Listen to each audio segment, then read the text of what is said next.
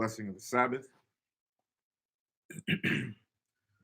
Barakatha Yahweh, Bahashem Yahweh Shai, Asherah, Nathan Hashabath, Bashalawam, Thawada, Amun.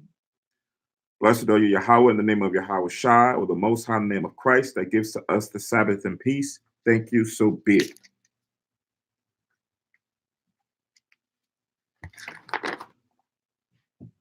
So I am Ma'ad Asherayim Akkad, Psalms 121. Anya Harayim Ayanyam Ya Harayim Ayan Yabawa Isaiah Yabawa my Yahweh Shai Shamayim Wa'arataza La'a Yanathan Lamawat Regalia Yala'a Yanawam Shashamarka Hana La'a Yanawam Wala'a Yayashan Shashwama Yasharallah Yahweh Shamaya Yahweh Tazaya I'll Yad Yam Yam Ya Yawamam Hashemash La'a Hakaya Wayarak La'a Balayala Yahweh Yashemaya Makal Ra Yashema Napasha Yahweh Yashema Hawalakya Wa'aya Ma'aitha Wa'ai Walam Bahasham Yahweh Shai Thawada Amen.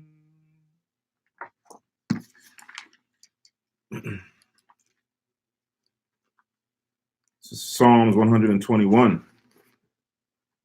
I will lift up mine eyes into the hills, from whence cometh my help. My help cometh from the Lord, which made heaven and earth. He will not suffer thy foot to be moved. He that keepeth thee will not slumber. Behold, he that keepeth Israel shall neither slumber nor sleep. The Lord is thy keeper. The Lord is thy shade upon thy right hand. The sun shall not smite thee by day, nor the moon by night. The Lord shall preserve thee from all evil. He shall preserve thy soul. The Lord shall preserve thy going out and thy coming in from this time forth and even forevermore. Amen.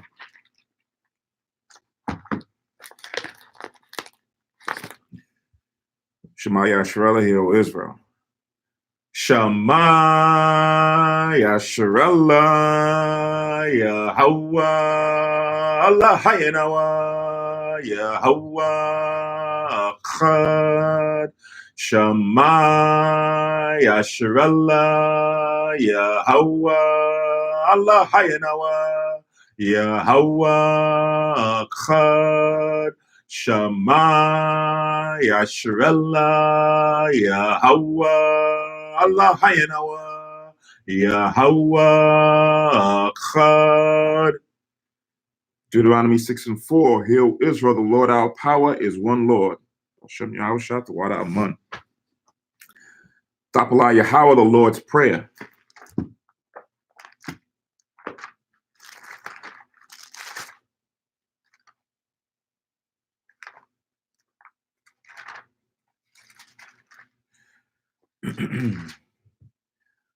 Abiyanawa, Shabashamayim, Kwadash, Haya, Shamka, Yahweh, Malakwathka, Thaba'a, Ratazawanka, Haya, Aisha, Ba'arataza, Ka, Bashamayim, Nathalanawa, Lakham, Yawum, Za Wasalaklanawa, Kababathnawa, Kasalaknawa, Kabawathanawa, Wala'a, Habiyanawa, O Nasayawan, Abo, Hawashinawa, Marai, Kaya, Laka, Hamalakwath, Waha'ala, Watha Parath, La'aiwalam, Amun.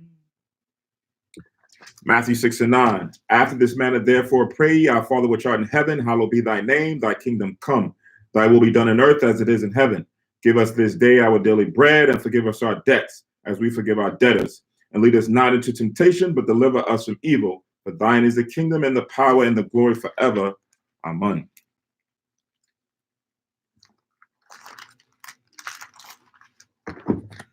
Ha-Asherah Matazawaf, the Ten Commandments.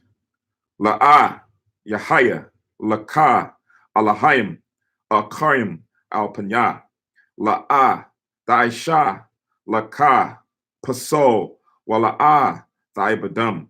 La'ah, Dalakwaka, Shamwa, Yahweh, Alahayaka, La Shua. Zakar, Ath, Hayuwam, Hashabath, La Kodashwa. Kabad, Abiaka, Wa Amaka, La'ah, Daratazak, La'ah, Thana'at, La'ah, Thaganab, La'ah, Thaina, Shakur, La'ah, Thakamad, Ko, Asherah, La'ra'ayaka, Aman. Exodus 20:3.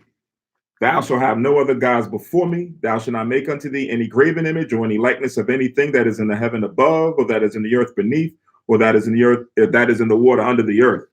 Thou shalt not bow down thyself to them nor serve them. For I, the Lord thy God, am a jealous God, visiting the iniquity of the fathers upon the children unto the third and fourth generation of them that hate me, and showing mercy unto thousands of them that love me and keep my commandments. Thou shalt not take the name of the Lord thy God in vain. For the Lord will not hold him guiltless that taketh his name in vain. Remember the Sabbath day to keep it holy. 6 days shalt thou labor and do all thy work. But the seventh day is the Sabbath of the Lord thy God. In it thou shalt not do any work. Thou, nor thy son, nor thy daughter, thy manservant, nor thy maidservant, nor thy cattle, nor thy stranger that is within thy gates. For in 6 days the Lord made heaven and earth, the sea, and all that in them is, and rested the seventh day. Wherefore the Lord blessed the Sabbath day and hallowed it. Honor thy father and thy mother, that thy days may be long upon the land which the Lord thy God giveth thee. Thou shalt not kill, meaning murder. Thou shalt not commit adultery.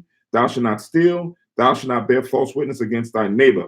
Thou shalt not covet thy neighbor's house. Thou shalt not covet thy neighbor's wife, nor his manservant, nor his maidservant, nor his ox, nor his ass, nor anything that is thy neighbor's. Amen.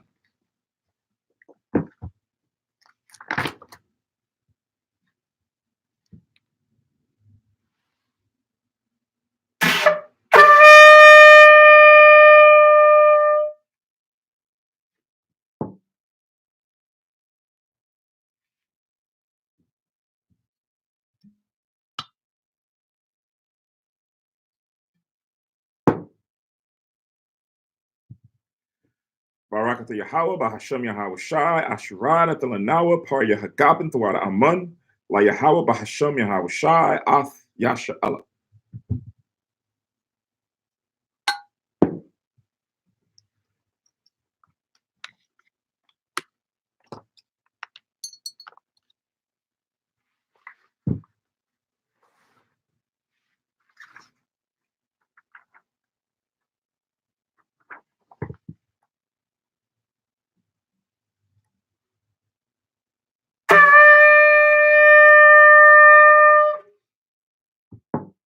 Amadu upon your Jerusalem, stand and face Jerusalem. Barakatha Yahweh, Hagadol, Rakawam, Abiyah, Wanara'ah, Aliyawan. Malak, Sho, Shemayim, Wa'arataza, Wako, Debarium, Kayayam. Wagam, Hamashiach, Mayahawa, Adawanawa, Ahabnawa, Hapalab, Yawaitaza, Yahawashai. Zakarnawa, Yahweh, Baratazawan, Ainka, Yasha'ala, Izarnawa, Banab, Wasap, Yasha'ala, O, Nanawa, Yum Yum, Aitha, Kayawumyum, Makwadam, Babakusha, Shalat, Mayaka'ala, Wahatazawadak, Alahayim, La, Maganawa, Rapanawa, Washamar, Alnawa. Ba'ikor, Shalak, Haroka, Sho, Yahawashai, Lanawa, Lalamadnawa, Rabim, Kakama, Thabawana, Wada'ith, Sho, Debarka. Bahasham, Yahawashai, Thawada, Thamyad, Waiwalam, Aman. English translation. Blessed are you, Yahweh, the great, merciful, mighty, terrible, most high power, King of heaven and earth, and all things living. And also the anointed from Yahweh, our Lord, our friend, the wonderful counselor, Yahweh Shai. Remember us, Yahweh, favorably your people Israel. Help us build and gather Israel. Most high, we beg you, right now, like the days of old. Please send Michael and the righteous powers to protect us, heal us, and watch over us. Mainly send the spirit of Yahweh Shai to us, to teach us much wisdom, knowledge, and understanding of thy word. In the name of Yahweh Shai, thank you always and forever. So be it. Blessed are you, Yahweh, in the name of Yahweh Shai, that gives to us the law. Barakatha Yahweh, Bahashem Yahweh Shai, Asherah, Nathalanawa, Hathawara. Blessed are you, Yahweh, in the name of Yahweh Shai, that gives to us light to see. Barakatha Yahweh, Bahashem Yahweh Shai, Asherah, Nathalanawa, War, Lara Awath. Blessed are you, Yahweh, in the name of Yahweh Shai, that gives us the ram's horn to call the people. Barakatha Yahweh, Bahashem Yahweh Shai, Asherah, Nathalanawa, Korun, Ha'ayol, La Korah, Ha'ayim. Blessed are you, Yahweh, in the name of Yahweh Shai, that gives us the olive oil to anoint Israel. Barakatha Yahweh, Bahashem Yahweh Shai, Asherah, Nathalanawa, Hashaman, Zayath, Lamashak, Yasha Allah. Shabbat Israel. Be seated.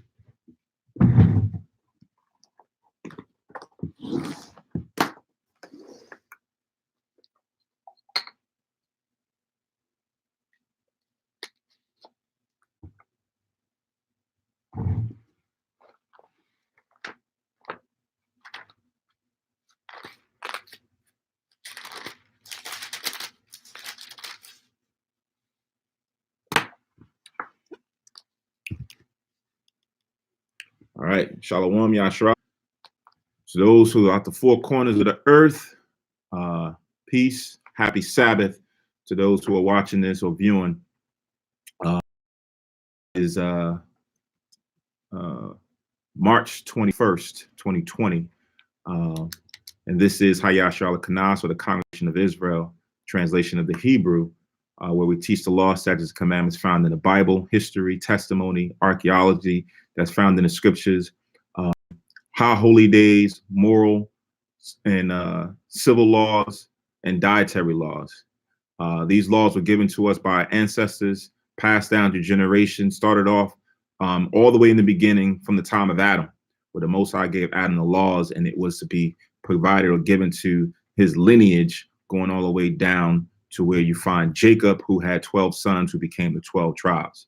Those 12 tribes, through the diaspora of us being scattered throughout the four corners of the earth due to sin or breaking of God's commandments, we lost who we are as it's written in the scriptures. So as we go through these scriptures, this is how we find out who the true 12 tribes of the nation of Israel are in these last days, as well as who the rest of the known world are as well, as it pertains to the other nations, right? So this is what our objective is. This is what we do. We go into these scriptures and we pull out as much jewels and gems as we can through the Spirit of the Most High and Jesus Christ, who was our Savior.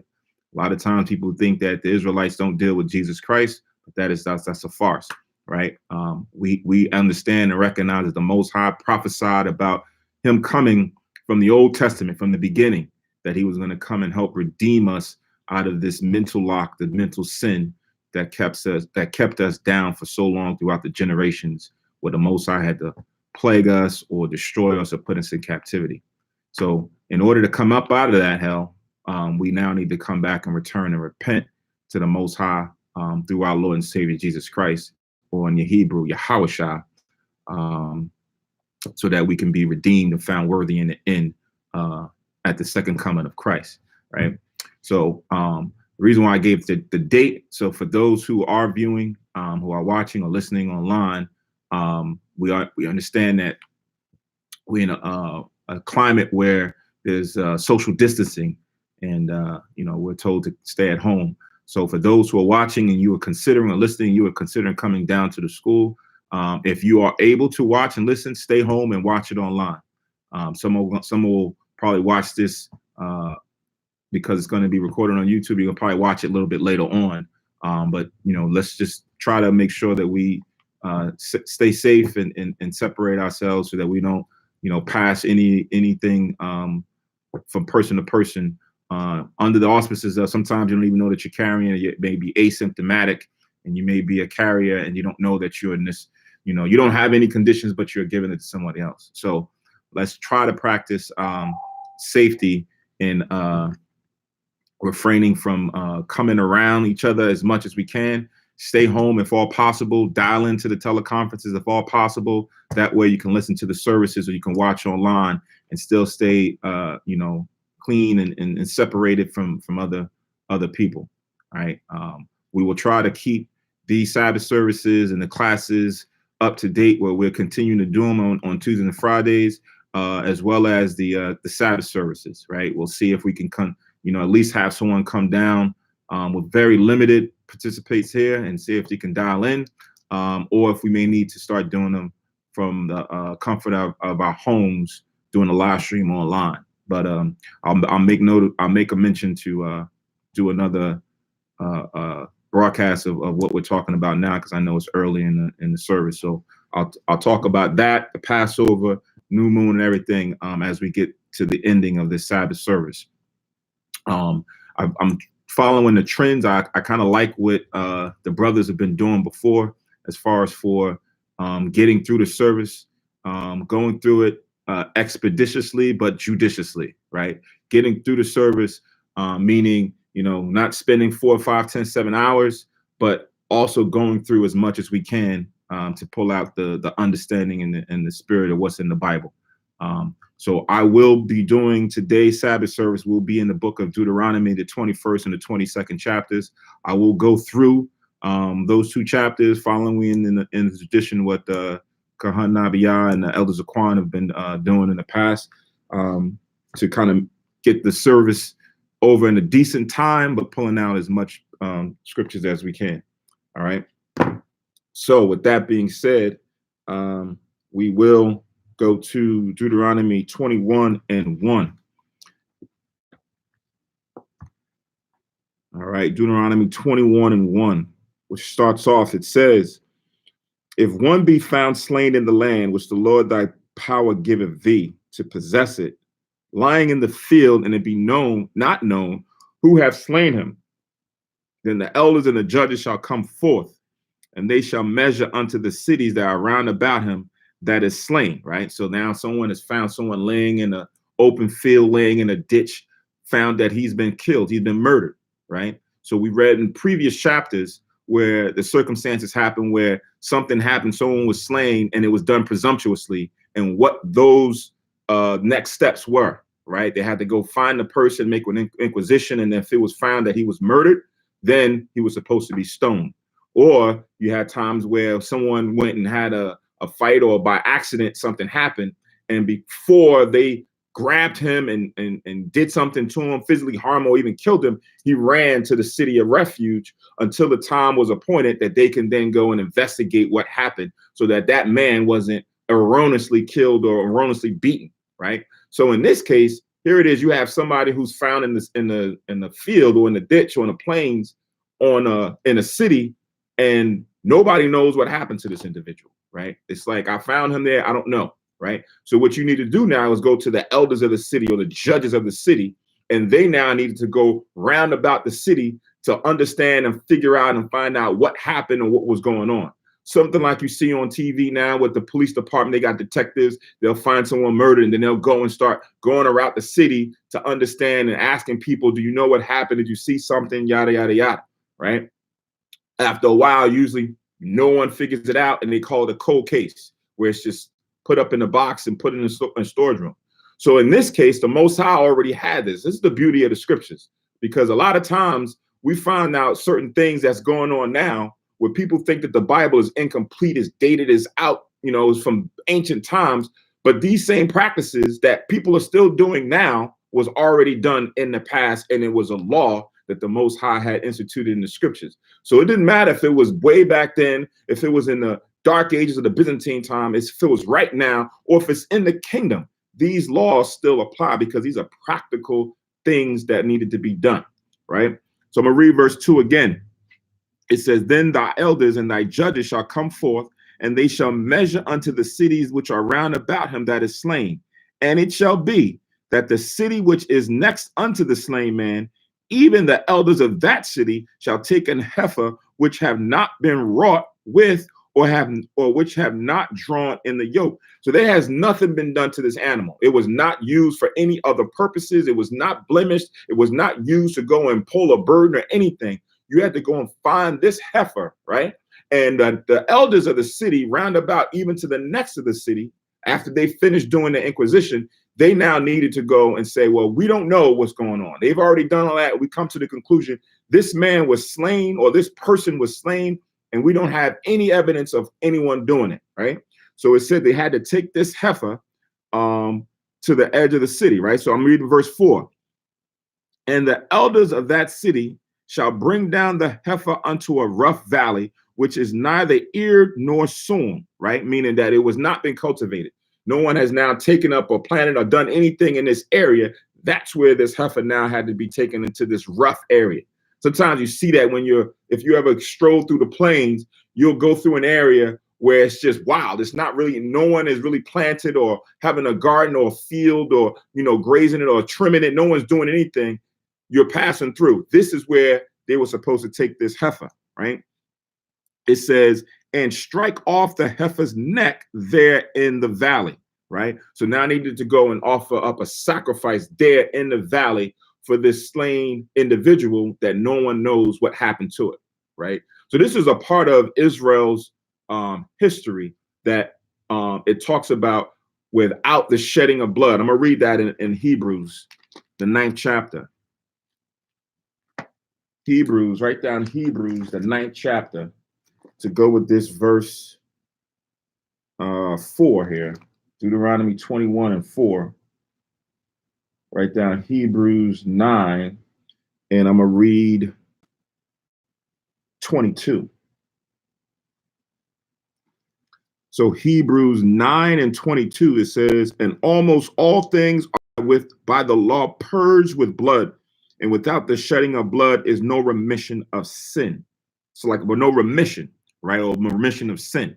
So it says here, almost all things are by the law purged with blood. So we see here in this instance where this man has been murdered, slain, and no one knows, so that everyone is not held in account for what happened to that one man. A heifer needed to be sacrificed and blood needed to be shed to remit sin from being now over everybody, right? We know that's something that's common, where when a person sins or a few of us sin as a nation, the Most High holds the whole nation down for it, or holds that whole city down for it, or holds that whole tribe down for it. So now, so that's not put on everybody, the Most High had it with the elders of the city. These Levites needed to now, after they did the Inquisition, then they went and said, well, we don't know who did it. We need to go now offer up this heifer to remit sin from now coming upon the whole nation, right? So that was Hebrews 9 and 22 to link with verse 4.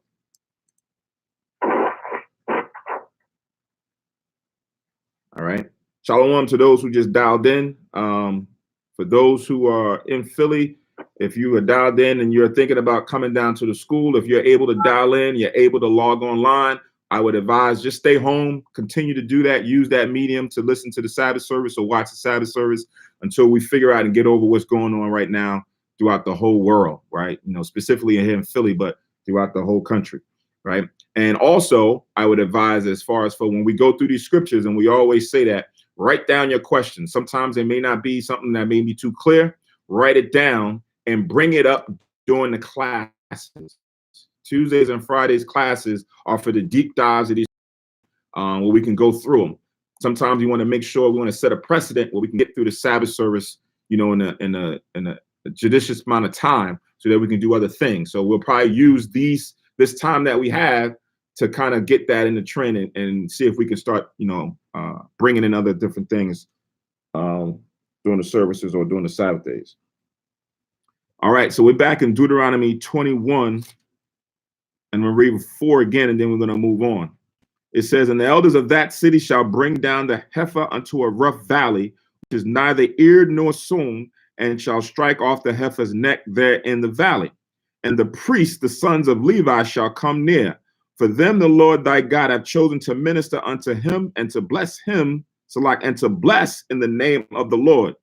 And by their word shall every controversy and every stroke be tried, right? So the Most High took Levi, separated them from all the tribes, and joined them unto him, not only to minister, to do the will, to do the sacrifices and offerings and things in the tabernacle, but also to try matters, right?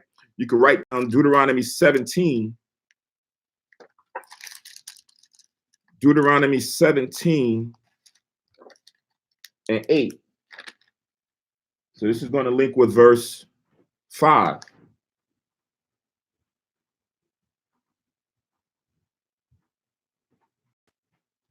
So again, this is Deuteronomy 17 and 8 to link with verse 5.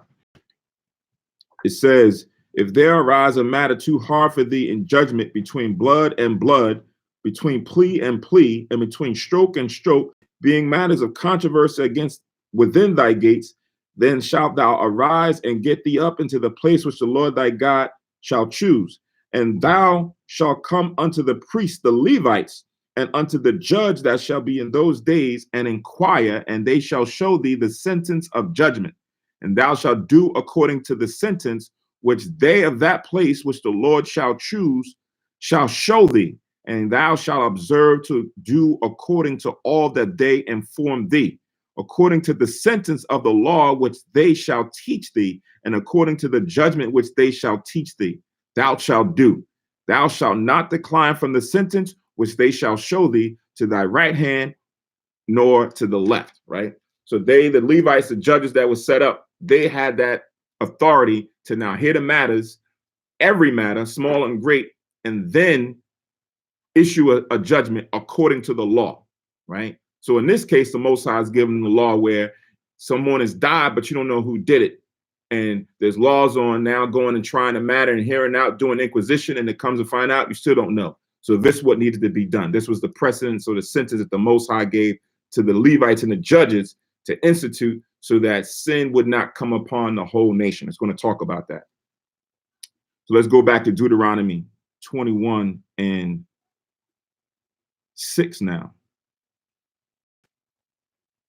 It says, and all the elders of that city that are next unto the slain man shall wash their hands over the heifer that is beheaded in the valley. So it was a ceremonious thing that once they cut the heifer's neck off and the blood was shed, that the men, the elders of that city now came and ceremoniously washed their hands over that heifer to kind of say, our hands are clean of this instance, right? We don't have anything to do with this. We are clean from any sin that comes from this man being slain.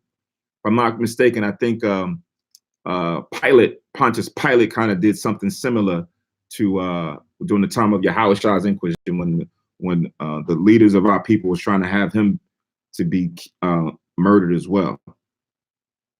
But now reading on, verse 7, and they shall answer and say, our hands have not shed this blood, neither have our eyes seen it, right? So we're innocent of any involvement or any conspiracy, right? Because you may not have done it, but if you've seen it, then it is required for you to acknowledge or to come forth and say what was done in righteousness, right? So that's why they say their hands have not done anything, nor their eyes seen it, because inquisition was done. Did you see what happened? No, I didn't see anything that happened. And if you did and you lied, then that would now fall upon you individually, because man probably don't know that you're lying.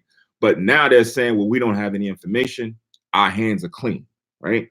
It says in verse 8, be merciful, O Lord, unto thy people Israel, whom thou hast redeemed, and lay not innocent unto thy people of Israel's charge, and the blood shall be forgiven them, right? So that was the whole objective, right? The Lord did this and set the order of authority amongst these judges and these priests that they now had to go and figure this out, because if not, the Most High would then lay sin upon the people, right? And innocent people would then be getting jacked up because of what someone else did. But after you've done all the right steps and moves, you come to the conclusion, well, we don't have any information. lay not this charge to the city, lay not this charge to the people, right? So this was the order that was done or put in the law. Verse 9, so shalt thou put away the guilt of innocent blood from among you when thou shalt do that which is right in the sight of the Lord. So the Lord covered the base, because it could have been something that someone, a traveler, did it, but no one in that area did it. And you don't want to put that upon them. If you've done the Inquisition, you've asked around and it did not involve anybody there, right? So you remove that sin from off of them, and the Most High deal with that individual. So this was something that was already set in place for even these matters, and when it came to cold case murder, so to speak, right? We're at verse 10 now. Deuteronomy chapter 21 and verse 10. It says, when thou goest forth to war against thine enemies, and the Lord thy God hath delivered them into thine hands, and thou hast taken them captive, right? So now you're going to war, switching gears now. It was when Israel needed to go to war, and you have now went and conquered your enemy, right? And you have taken some of the heathens captive to do, pay tribute or be your slaves, right? So now it's going into a certain section of what happens when you're now taken a captive, right? Verse 11, it says, and seest among the captives a beautiful woman, and has a desire unto her, that thou wouldest have her to thy wife, right? So, this, I remember years ago, used to be this whole thing that there's no, beautiful woman that's in the nations, right? That's a heathen. Well, in the law, it says that if you, an Israelite, you have gone and conquered, you're at war and you conquer someone, and you see that amongst the captives, there's a beautiful woman. It says here, she's a beautiful woman. So there has to be some beautiful women that's amongst the other nations, right? So now they say it's in the eye of the beholder. And you say, I like her, right? As an Israelite, and I like her. She appeals to me. I desire to have her. The Most High now has an order on how you deal with these heathen women you are now taking captive and now wanting to be brought into your bosom, right? This is what's supposed to happen. I'm going to read it again, verse 11. It sees among the captives a beautiful woman, and has a desire unto her, that thou wouldest have her to thy wife. Then thou shalt bring her home to thine house, and she shall shave her head and pare her nails, right? So now we read in Corinthians that the Most High has given a woman long hair for her glory, right? Women, if you see now, some women have these extra long nails. I don't even know why they have these extra long. I don't know how they do anything, but that's the thing. They have these nails, and they have this hair that's all nice and decked out. For this captive who's a heathen, she now has to shave her whole head and take off all her glorious nails, take them all, pluck them all off, right? So you are now bringing her down to a lower, lesser level. She's not going to come in and be beautiful in your house starting off like that. She has to be broken down, right? So this is in the law. Some brothers like to use this law for their own personal thing and say, yeah, the Most High says, you can go get a concubine wife, because it says here. But it's talking about if we go into war, right? And you have taken captives of them. We're not at war right now, physical hand-to-hand combat war, right? I don't know how brothers, this is just their own lust to go and use this to apply to those type things. But here, it's talking about when you're in the times of war. Like when Yahushua comes back and the war actually breaks out, and that happens, okay, that makes sense. Then this would apply. Not when you live still in captivity. You now think you're going to, in captivity, take someone else as they're in captivity. No, it don't work like that, right? This is for that time, that particular space where you then would say, okay, I'm going to take this beautiful woman and break her down, shave off her hair, pluck her nails. And then what? It says, verse 13, and she shall put the raiment of her captivity from off her, and shall remain in thine house, and bewail her father and her mother a full month. And after that, thou shalt go in unto her, and be her husband, and she shall be thy wife, right? Remember, a concubine is a wife, a lesser wife. So a lot of times don't get thrown off by the word. It says here, wife, that she would be equal to any Israelite women that you would have as your wife, because a concubine is a wife, it's just a lesser wife, concubine being those of the other nations. So here in this sense, she now had to shave her hair, pluck her nails, and take off her clothing, the raiment that she had from when she was with her own people, right? She now had to take that off. You're not going to wear any Babylonian, any Moabitish. You're not going to wear that in the midst or in the company of the nation of Israel. You now had to come and adjust to our or conform to our standard, right? So it says here, and remain in thine house, right? So now she can't go out and do anything else. This is going to be left for the time for her mourning, because now, of course, she's taken captive. Her parents are probably either dead or they're taken captive, right? So now she's going to be separated from them either physically or just based on distance, right? So she's, of course, going to mourn them. Give her that time to mourn, because you don't want to deal with someone who's not in an emotional state. They're not clean. You give them a whole month for them to get themselves together, right? And then it says, after that full month, that thou shalt go in unto her. Then you can go and have sex with her, and then the sex consummates that now she is thy wife or thy concubine. And then you now, that man, has to now take the role of responsibility of being her husband and taking care of all of her needs as well, like you would do for a wife.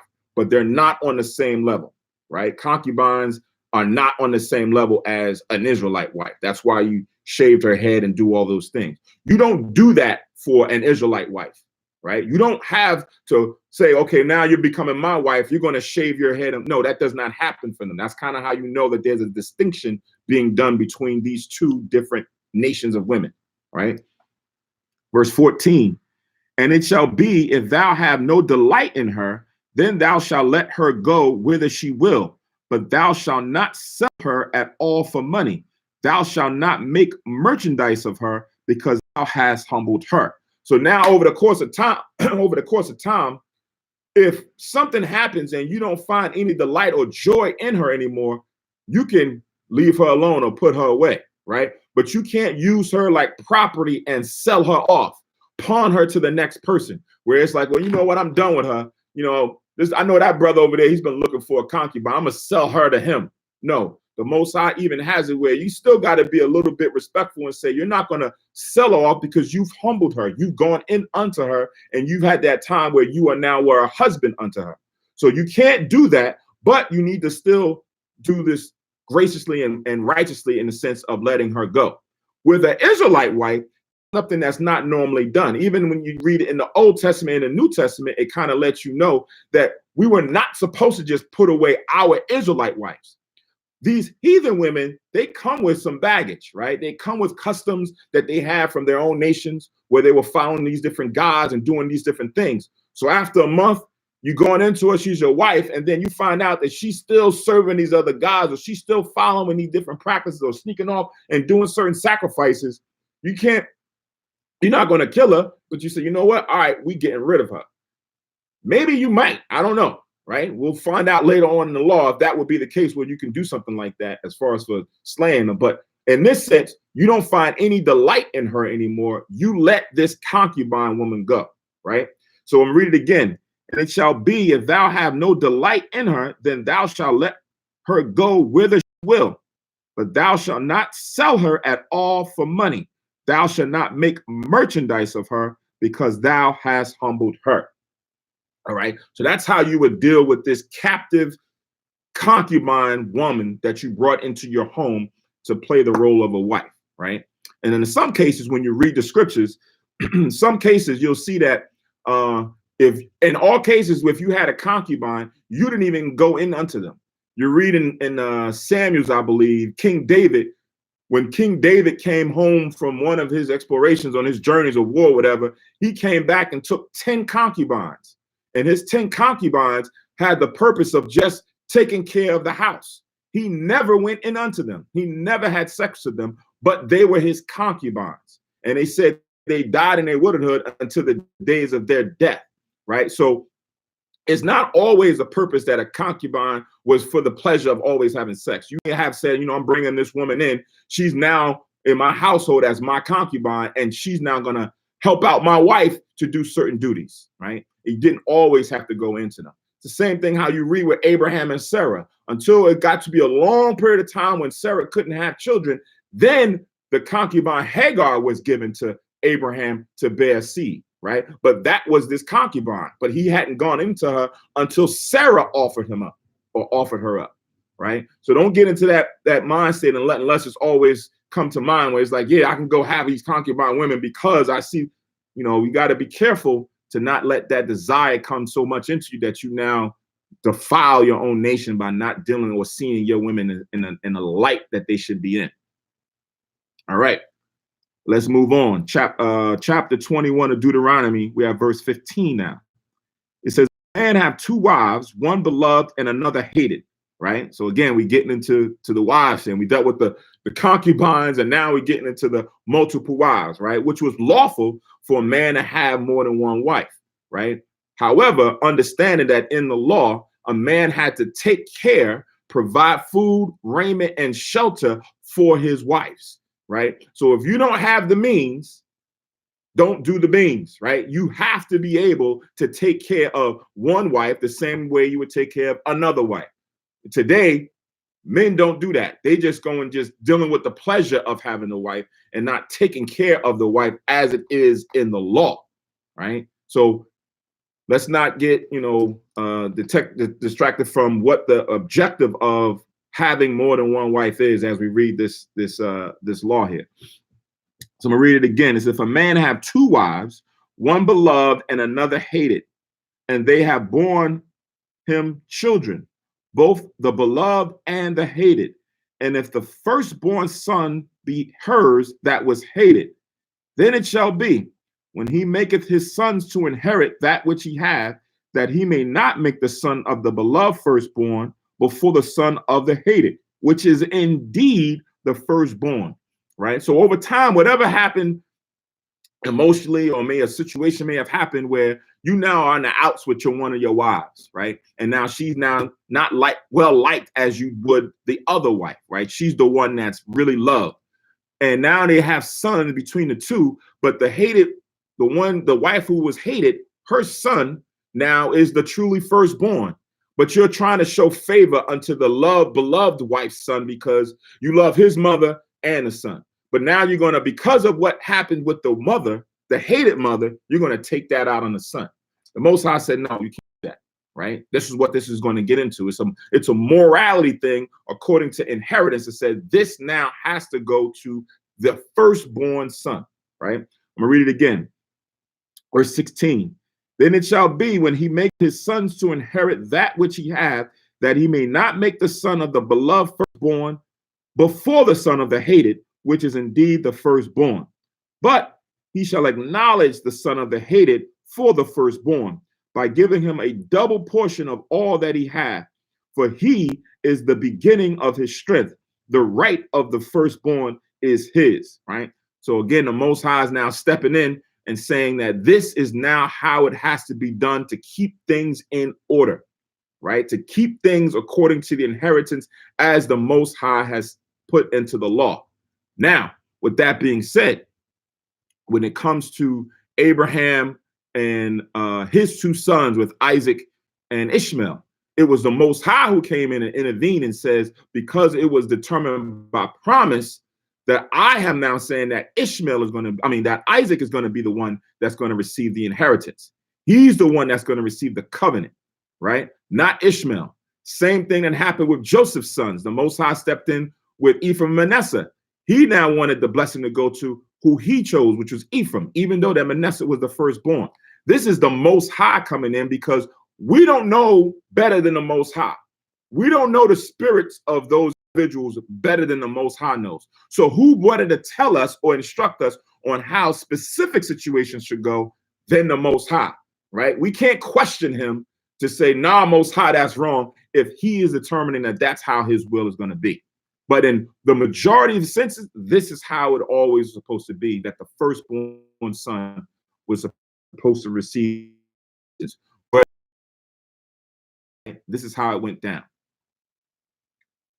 All right. So now back in 21 and 18, shifting gears again, right? It says, if a man have a stubborn and rebellious son, which will not obey the voice of his father or the voice of his mother, and that when they have chastened him will not hearken unto them, right? So now you've had a son, you've gone through Proverbs 19 as far as for dealing and teaching and rearing them up and chastening them in. You've gone through Proverbs 23, 13, 14. You've gone through all of these different types of rearing your child up, right? Now he's kind of at an age where he's just rebellious. He doesn't want to adhere to the traditions of our ancestors, following the laws of the Most High and keeping his commandments. He's rebellion. Like we read this evening in the class that the Lord said in Samuel's that rebellion is as witchcraft, right? And we know what the Lord said that you should do with a witch or sorcerer or someone who deals with enchantments. You're supposed to put them to death, right? So here, in the same sense, if a man have a stubborn and rebellious son which will not obey the voice of his father or the voice of his mother, and that when they have chastened him, so they've gone through the correction, they've gone through those stages where, you know, you took time and you've given him space to repent and come back, and he still don't want to listen, will not hearken unto them. Verse 19, then shall his father and his mother lay hold on him and bring him unto the elders of his city and unto the gate of his place. And they shall say unto the elders of his city, this our son is stubborn and rebellious. He will not obey our voice. He is a glutton and a drunkard, right? So the parents of this child already know what is about to take place, right? You already have that understanding of what the sentence or the judgment is going to be as you're about to take your child to the leader, to the elders. This goes into the spirit, what Yahweh Shai says, that you can't love father, son, daughter, mother more than me. We can't love them more than the Most High, even though it may require their life. If the Lord said that sin should not be something prevalent or, you know, be existing within our nation, and it has something to do with you and your household, you would now need to be the one to take that sin and remove it before it becomes a stain on your name. And then it becomes now your responsibility. Now you are a conspirator to it, and now it falls on you. So in this sense, this is now telling the reader that you have to follow the Most High's law over loving anyone else, over loving your children, over loving your parents, over whatever that may be. The law always supersedes that, right? So here, Kun. All right, how old is this son that they taken to the elders of the city? Specifically say an age, because it wouldn't matter at a certain point an age, right? I would say after 12 years old, where reason sets in, right? Because that's kind of that period where you now going into your adulthood. But it could be, I would say, anywhere from your teenage years until you're 40 or 50, whatever that is, right? Because you're still a son, you're still a child to your parents. And if you are the one who are now still dealing with that person, and he had, you know what, let me say this, because a man's supposed to be, you know, going out when he's around, you know, in today's society, like 18, 21 years old. That's when a man becomes a man and he's doing his own thing. So anywhere between your adolescence to your young adult age, which seems to be more in line with this, right? If it now you are an adult and you are seen to be a rebellious individual, man or woman, that now is putting sin forth within the nation, the general laws now take place where the nation, the people, would then go and grab hold of him or deal with him as an adult. But now it would have to be somewhere in your adolescent, your what's is it adolescent? When you're around 12, 13. That's when you're growing up. Yeah. When did they call 12 or 13? What is that? I don't want to just say teenagers. There's another word for it. Is it adolescent? 13? Yeah, is it adolescent? Yeah, I would think adolescent. All right, so we'll stay with adolescent, and then we'll say going up into your prior to you becoming an adult, where you are now held in account for your actions, right? Where you are now looked at as an adult, and then you make decisions. You can go out and marry, you can go out and do certain things you're not with by the nation. In this sense, you are now, your children are still going to be responsible for you. And now this child is just like a demon, right? You read about that in the Apocrypha and Second Esdras about children raising up demons or monsters in the last days that are just wild and rebellious. They don't want to deal or listen to anything. To remove sin from the nation again, that parent now has to make that decision that that child needs to go and be taken to the elders or the leaders of that city. Yeah, well, the question was, because if the son know that you're about to take him to the elders of the city and the city going to stone him, how can you even bring him there? Because he know what you're going to do. So he would have to be an adolescent, I guess, and not, going into adulthood. Right. So that's what be young. Else he would restrain you from taking them to the elders to be stoned. Right. So that's what we just acknowledged. Okay. Right. So now keeping in tune so that, like I said, any questions that you have during the Sabbath service, write them down and have them for the classes, right? So that we can get through the Sabbath service, and sometimes it goes off. So any question that you have that we go through as we're going through them, write them down, because I see sometimes when we come to the classes, not you, Gabar, because I know sometimes you'll come with a lot of questions, but folks don't have any questions, they don't remember them, but and time will go by. So as we're going through this, to kind of begin to practice, write down the chapter, the verse, and your questions in your notebooks for whatever Sabbath service it is or how holy day it is, so that we can come back and go through it with a little bit more time and effort to go through scriptures and things to properly deal with the questions to get full edification out of it. Because, as we're talking about it, there's precepts to go with some of these questions, and it'll deter from the actual Sabbath service. So that's why I put that out there. All right, Khan. Now let's go back to Ayandabar. Let's go back to verse 20 again, and then we'll move on. It says, and they shall say unto the elders of his city, this our son is stubborn and rebellious, and he will not obey our voice. He is a glutton and a drunkard. And so now, as we read that, right, that now throws that whole thing out, right, as far as for him just being an adolescent, because this person is a drunkard, right? I don't think of a teenager or whatever be in his own household a drunkard. This is just a person's child who is now just out of order, right? And you as a parent now have to go and deal with this individual. However you need to get, because it doesn't mean that you just now physically have to take, you can get somebody else to take hold of him if he's strong. You can get others to assist you to take him to the elders of the gate, right?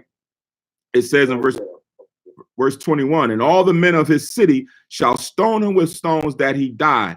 So shalt thou put evil away from among you, and all Israel shall hear and fear, right? So just like we read in the last precept when we pertain to the person who was slain, and you didn't know who did it, but the sin may have now fallen upon the people or the individuals of the city. So you want to remove that guilt of now falling upon you.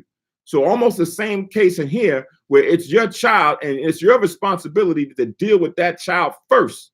You're the one who observes, and you're the one who knows what's going on with this child before anyone else. So it's your responsibility to make sure that he is now taken to the elders to be dealt with. Not someone else's, it is your responsibility. So you would have to grab hold of him and then bring him forth, and then he would have to be stoned. So the objective, as we read, is to put away evil from among you, and then to make sure that all Israel is now clearly seeing the judgment of the Most High, that the Most High is not playing, right? So that they would hear and they would fear. They would now revert or betray from doing those things that would cause them themselves to be possibly killed or stoned, right? For being a rebellious individual to not adhere to the Most High's commandments. All right, moving on, verse 22. It says that if a man have committed a sin worthy of death, and he be to be put to death, and thou hang him on a tree, right? So sometimes you have different ways of murder, of killing someone. I don't want to say murder, of killing someone because of their sin, right? To execute the judgment. You could stone him, you could put him on fire. In this case, he was hanged, right? You chose to do a hanging, right? It says in verse 23, his body shall not remain all night upon the tree, but thou shalt in any wise bury him that day. For he that is hanged is a curse of God, that thy land be not defiled, which the Lord thy God giveth thee for an inheritance, right? So this is the law. So if you're going to choose to go hang someone, his body can't hang from one day all night to the next day up on a tree. So the law says you got to take him down. So we see remnants examples of this, of course, during the time of Yahushua, when Joseph of Arimathea went and asked for the body of Yahushua as he was hung on the cross, right? Which it says in Acts, he was hanging on a tree. In the Old Testament, in the book of Joshua, when Joshua and them went to go conquer, they killed one of the Hamitic kings, King Ai, and they hung him on a tree. And in that time, when you read it, and I think it's Joshua, the 8th chapter, you can read the 8th chapter, it says that Joshua went and had the man go and take down King Ai off the tree. He was a heathen. So it didn't matter if he was an Israelite or a heathen. The law is the law. The law said he got one law for the Israelite and one law for the stranger, right? One law for the Hebrew, one law for the heathens. So he had to be taken down off the tree to keep this law in order, because it was Israel who actually put him up on the tree to begin with, right? So this is something that, didn't start with Esau, right? Hanging Israelites on trees during the times of, our slavery. We had laws on this in the past, and this was dealing with individuals who were worthy of the death, right? You had during our time, you didn't have us worthy of death. They were just doing it based off of, well, he looked at somebody wrong, or he passed by this man's wife, or whatever the case may be, or a rumor, right? And you had these individuals hung up on trees or shot dead or burnt with fire and what have you. This law is dealing with someone who committed a sin and they were worthy of the judgment, all right? So that verse in, I think it was Joshua 8, somewhere around the 29th verse, you could write for verse 23 here. So 23, link it with Joshua 8, and I believe it's verse 29.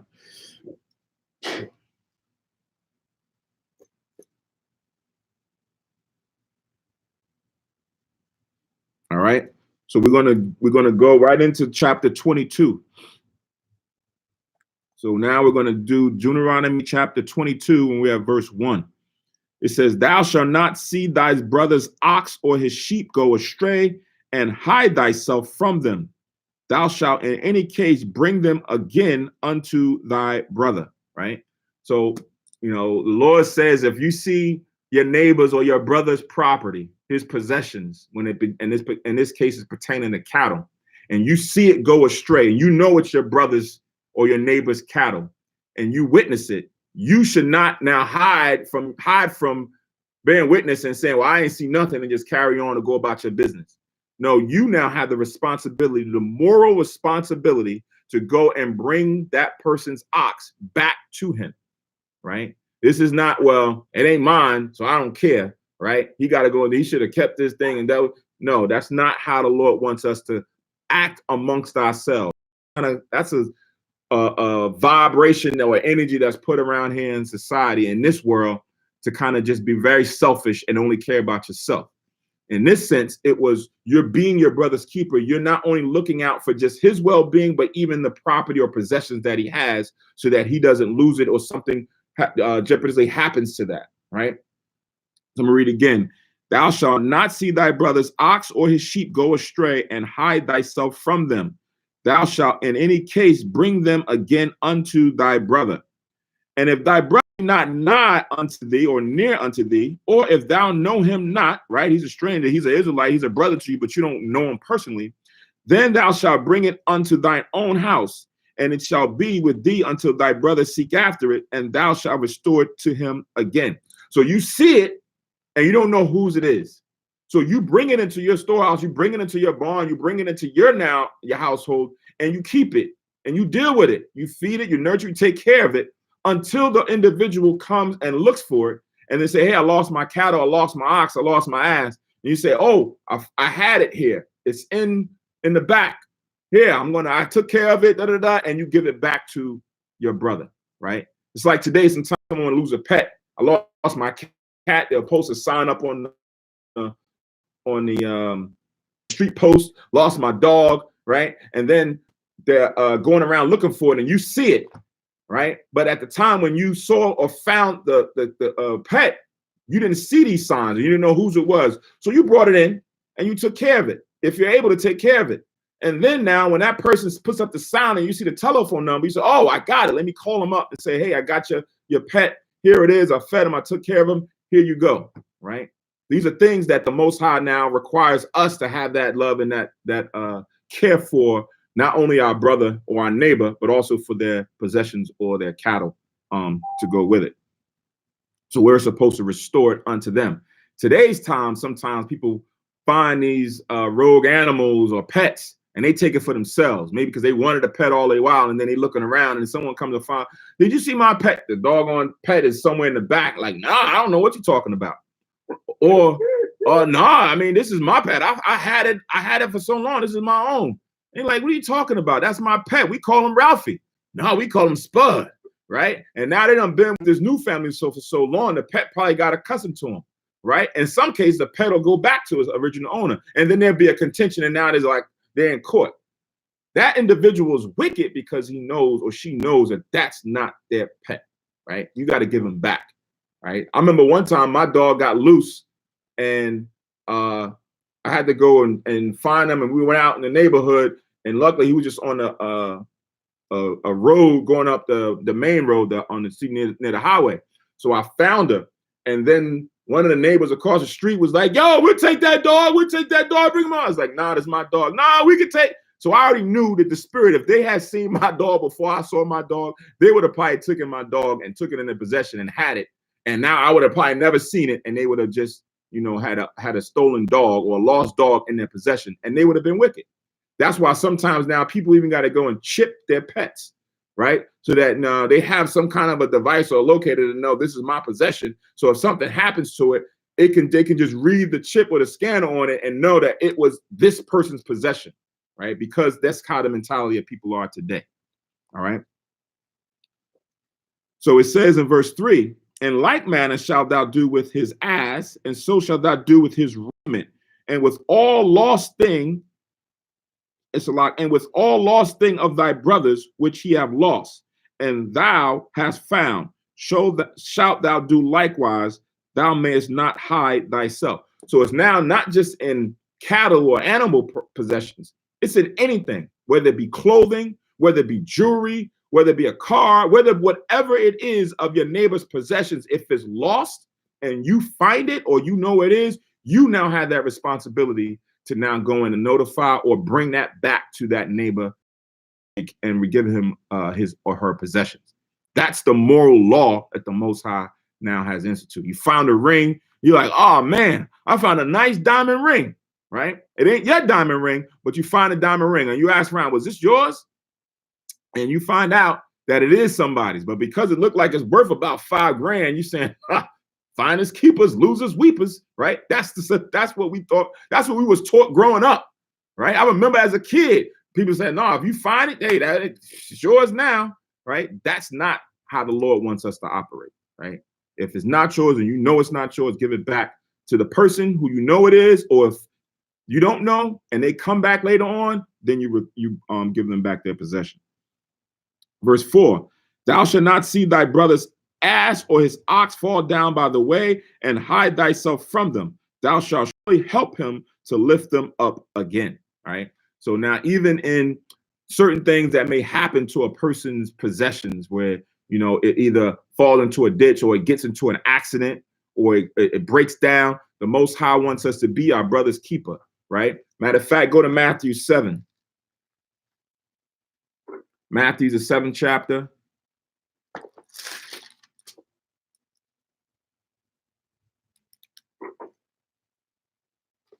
I'll link this with verse 4.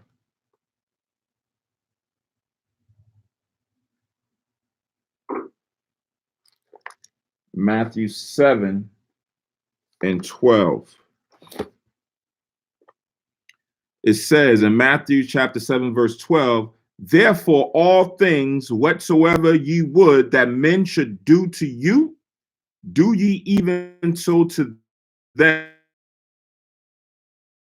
and the prophets. So this is in the scriptures and this is a more conscious thing, that if you lost your own possession, you have hope and desire that you'll find it or someone else has found it and they'll return it to you, right? That's just conscious. I don't care what nation you're in. You want someone to either find it and bring it back to you and rekindle your possession. So Christ said, the things that you would have men do for you, you do the same thing for them. If you broken down on the side of your car and you look around like, man, I ain't got no help, I don't know how I'm going to get this, and you are hoping that someone stops and asks if everything is okay, or you need a car, you need a tow, you would do the same thing for someone else who is in need, right? Now, we temper that with being kind of conscious of your surroundings and conscious of people and their spirits, right? You don't want to be in the heart of a gangland or whatever, and then you got some people who purposely do certain things like that, right? Sometimes they will purposely act like they broke down to have you pull up and then help them out, and then they rob you, right? They rob you, they take your car, they take your money, they abduct you to do whatever. So you have to have a little sense of understanding of your environment, the spirit that's on certain people, right? And even, you know, in situations like that, it's best to even pray on it before you act. It may only take a good 10, 15, 20, 30 seconds to pray on the matter before you go into it. And maybe let the Most High come and change that person's spirit, right? Change that person's heart, where he may have been looking to do something to you, but you know what? This guy got a different aura about him. I'm not going to do it. No, not him. Leave him alone. So you may want to have something like that happen, just in case if you're ignorant or blind to the matter and you're going in with an open heart and you don't know. Definitely pray on it, but definitely be conscious of your surroundings and your environments if you're going to start extending the olive branch and starting to help certain people out where you don't know their true intent. Some people you may know rumors of, these people are doing these little jokes where they're getting people like that. So you better watch out and don't always stop for some people. You got to check the spirit and see what's going on when you try to go and help out or lend a helping hand to individuals. All right, so that's Matthew, the 7th chapter and the 12th verse to link with verse 4. I think it talks about that even in the Apocrypha, about to those who you want to lend help or give money, right? You can't give money to everybody. You just can't lend or do good to everybody. You got to definitely want to do good to those who are righteous individuals. But to those who are evil or wicked, the 2/3, you got to be very cautious, right? Not to say that don't do it, because you can win someone over. You can change their spirit and see the example that you're setting as a righteous individual. But you just got to be wise and cautious on how you deal with everybody. Can't deal with everybody the same, right? So it says in verse 5, the woman shall not wear that which pertaineth unto a man, neither shall a man put on a garment. For all that do so are an abomination unto the Lord thy God. So, this is a popular, prominent scripture as far as for, especially in today's climate, in today's time, even going back where men had a certain apparel, certain clothing that they wore that distinguished them as a man. Women had a certain apparel and clothing that distinguished them as a woman, right? So even when you look at bathroom signs, right, you'll see a sign that'll have a woman in a dress, so you know that that's a woman. And then you'll see a man where it looks like he has no clothing on, but of course, presumptuously, he has on pants. So those two different types of apparel are distinguishable, one for the woman and one for the man. It shouldn't be reversed, where now a man has on a woman's dress or a woman has on a man's apparel or pants, right? That should not be the case, right? In today's time, the vision of the line has been blurred, right? You have more so women wearing men's apparel, even those who are still feminine, as well as those who are butch dykes, right? They do it to the extreme. And then you have it where now men are having this, this complex that, I was born in the wrong, I was born in the wrong body. I got the wrong, covering on. I should have been born as a woman. And they feel comfortable now going in women, wearing women's apparel, wearing women's clothing, right? Esau has a way, even in industry and movie and TV shows, they like to have or put men wearing women's apparel for a joke, right? To get a laugh, right? But in all actuality, that now will feed someone else's spirit to think that, oh, I saw Martin do it, or I saw this person do it, I saw that person do it. Then it was not a problem. It's just a joke. Get a laughy laugh. And then as children growing up see these things, it now causes them to have those thought processes and those desires to go and do the same thing, right? So the law says that a woman should not wear man's apparel and vice versa for men wearing women's apparel, right? It is an abomination. Most High says He does not authorize confusion. That is confusion, right? Now it's even worse with all the different, I don't even know, titles and things that are out here, right? That everyone wants to classify or deem themselves to be whatever it is. Now it's so blurred that you can't even, in certain cases, you can't even tell that woman is really a man, right? He's altered his body to look like a woman, and he's dressing like a woman, and now the lines is totally blurred, right? That's why the Most High's going to the extreme and says, for all that do so are an abomination unto the Lord, because it now causes total confusion amongst the nation, right? And then it also inspires or is a catalyst to have others do the same thing, right? So according to the law, let men be men, let women be women in the spirit and in their apparel, right? And their outer clothing. Let them wear their own clothing to keep order within the nation. Verse 6, it says, if a bird has chance to be before thee in the way, in any tree or on the ground, whether they're young ones or eggs, and the dam sitting upon the young or upon the eggs, thou shalt not take the dam with the young, right? So it's even going, this is shifting gears to something totally different. And it's interesting that this law is here, but when you look at the psyche on it, it makes sense, right? So the Lord says, if you are going somewhere and you're traveling and you come upon a nest, right? A bird's nest, which according to the law is lawful to eat that lawful bird and the eggs or the chickens that's coming from it. But if you choose to say, you know what, I am going to now take this for my own pleasure, the Lord says, if you have the hen or the dam and the eggs, you can't take both. Take the eggs, leave the hen, right? Because now, in order to replenish, you need the hen to be fruitful and multiply, to bring forth more of those, to now allow for more people to be able to consume it, right? Don't be a glutton and just take everything. And then now you're limiting the resources to now have more food in your city or in your environment. So the Lord says, just take the eggs and leave the hen, or leave the dam, like a damsel, right?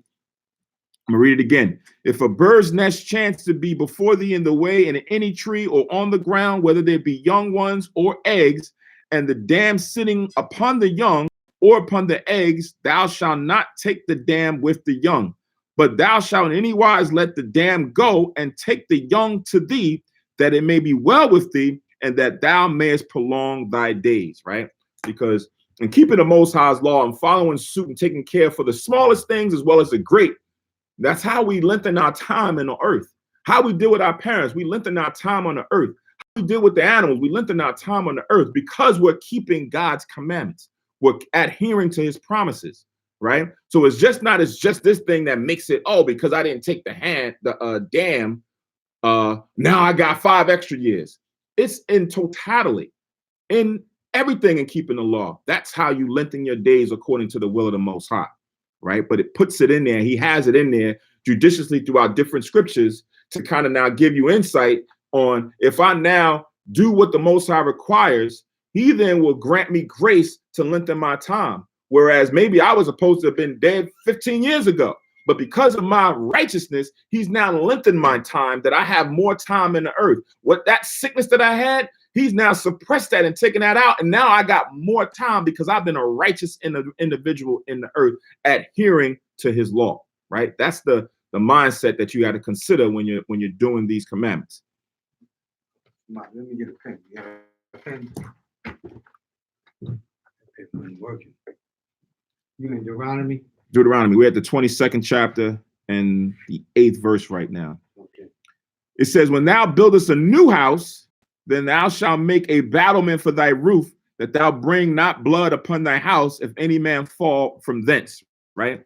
So when you have a roof, when you build a new house, you got to have some form of protection around your borders of your roof, so that if someone goes up on your roof, when we're reading the time of Judith, right?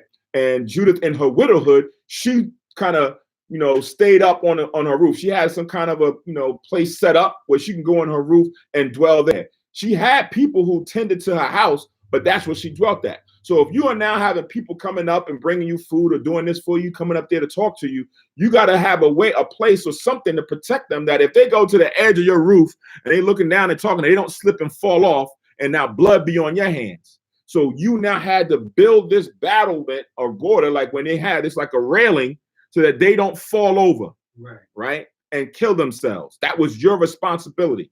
Right. So in today's time, they'll tell you that, sometimes when something happens on your property, someone gets hurt, that's your liability. You are at fault because you didn't protect them from injuring themselves, right? So we now see that in just building a house and having the roof. Of course, the roof had to be flat, right? It had to be flat. It wasn't going to be one of these roofs that had an angle on it, right? It was a flat roof that you now had a battlement on it, and then folks were able to come and not hurt themselves, right?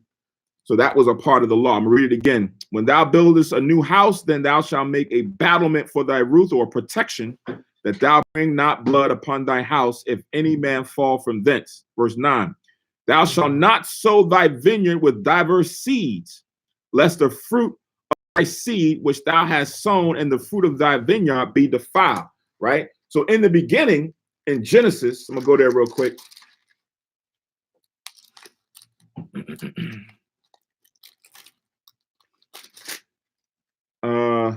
Genesis 1:11. What is this? We're in verse 9.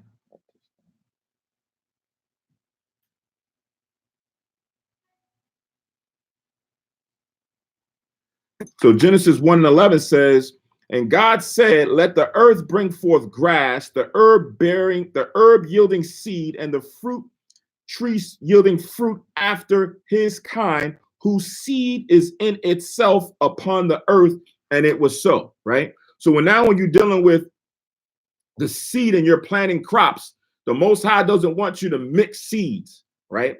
So it has to be a seed after its kind in that area or section of the earth, because you don't want it to be defiled. Because remember, these seeds grab hold and root. So you don't want different seeds to get roots and then intertwine, and then you now having different types of genes and coming into each other. No, you have one area, one patch for this type of seed of a fruit or a vegetable. You have another one for this type of seed, fruit, or vegetable, and another one for this one, and another one this one.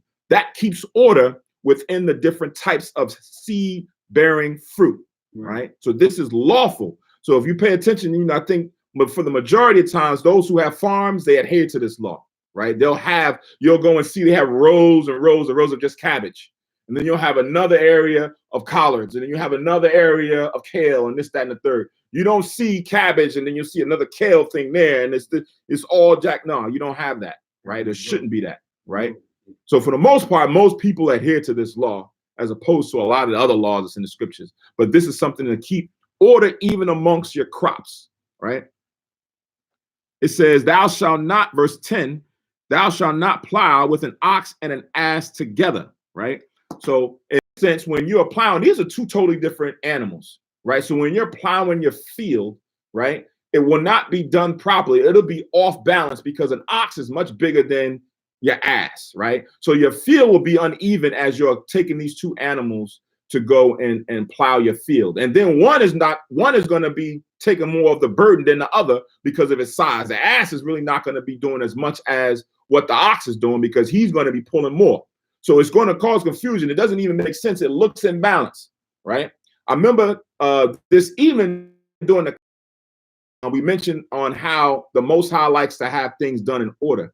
So in certain scriptures that were physical, that were literal, already also later on had a spiritual connotation, right? We talked about this evening in the class when we were dealing with certain things in the scriptures in the class last night. But in this sense, an ox and an ass doing this job, they're unequally yoked, right? You can't put the two together because they're not going to be able to form their function and their duty with the other one there, right? So it's the same thing spiritually when you have someone who's into Islam and then you got someone who's an Israelite and they're now trying to go and teach and do certain things to the people. They're unequally yoked. He's not going to be able to fully perform his function as duty because this person is going to come, Israel is going to come in and counteract that. or vice versa, where he's talking about Allah. He's talking about, going and to do his Hajj over in Mecca. We don't deal with that. So those are two unequally yoked things being brought into existence. Same thing on a carnal level with these two animals. They're not going to be able to perform their duty as they have been given the gift from the Most High to go and cultivate the earth or the land, right? So the Lord says, don't plow these two beasts of burdens together, right? It's going to be beneficial for you as a farmer or someone who's dealing with the land, and for the animals themselves to not cause extra overburden. Verse 11, thou shalt not wear a garment of diverse sorts, as of woolen and linen, right? You see that a lot in today's clothing and their fabric and their apparel, where when you look at the tag and you want to find out what it is, every majority of the time not 100%. You can find 100%, but it's all nylon and silk and this and that and polyester, 20% this, 30% that. The Most High said, don't do that, right? These are different fabrics that have different purposes and functions that you're now bringing together, and it does not mesh well together. According to our minds, we don't understand it fully because we've been brought up in this society to just think that that's the norm. But wool is wool and it has a certain purpose and a function. Cotton is cotton and has a certain purpose and a function, as well as silk and so forth and so on. So they're supposed to be 100% according to the Most High, and then it's going to be beneficial for us, right? You got a lot of times people have so many different allergies and things that they're allergic to, and you have a mixture of certain things that's brought in. You don't know, you get some kind of reaction to a certain thing because of what they put in it, and it's all mixed up.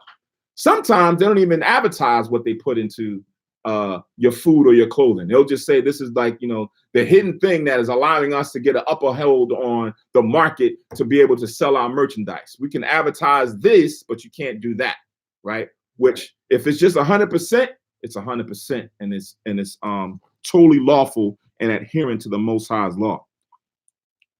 Again, for those who have questions, make sure you write them down.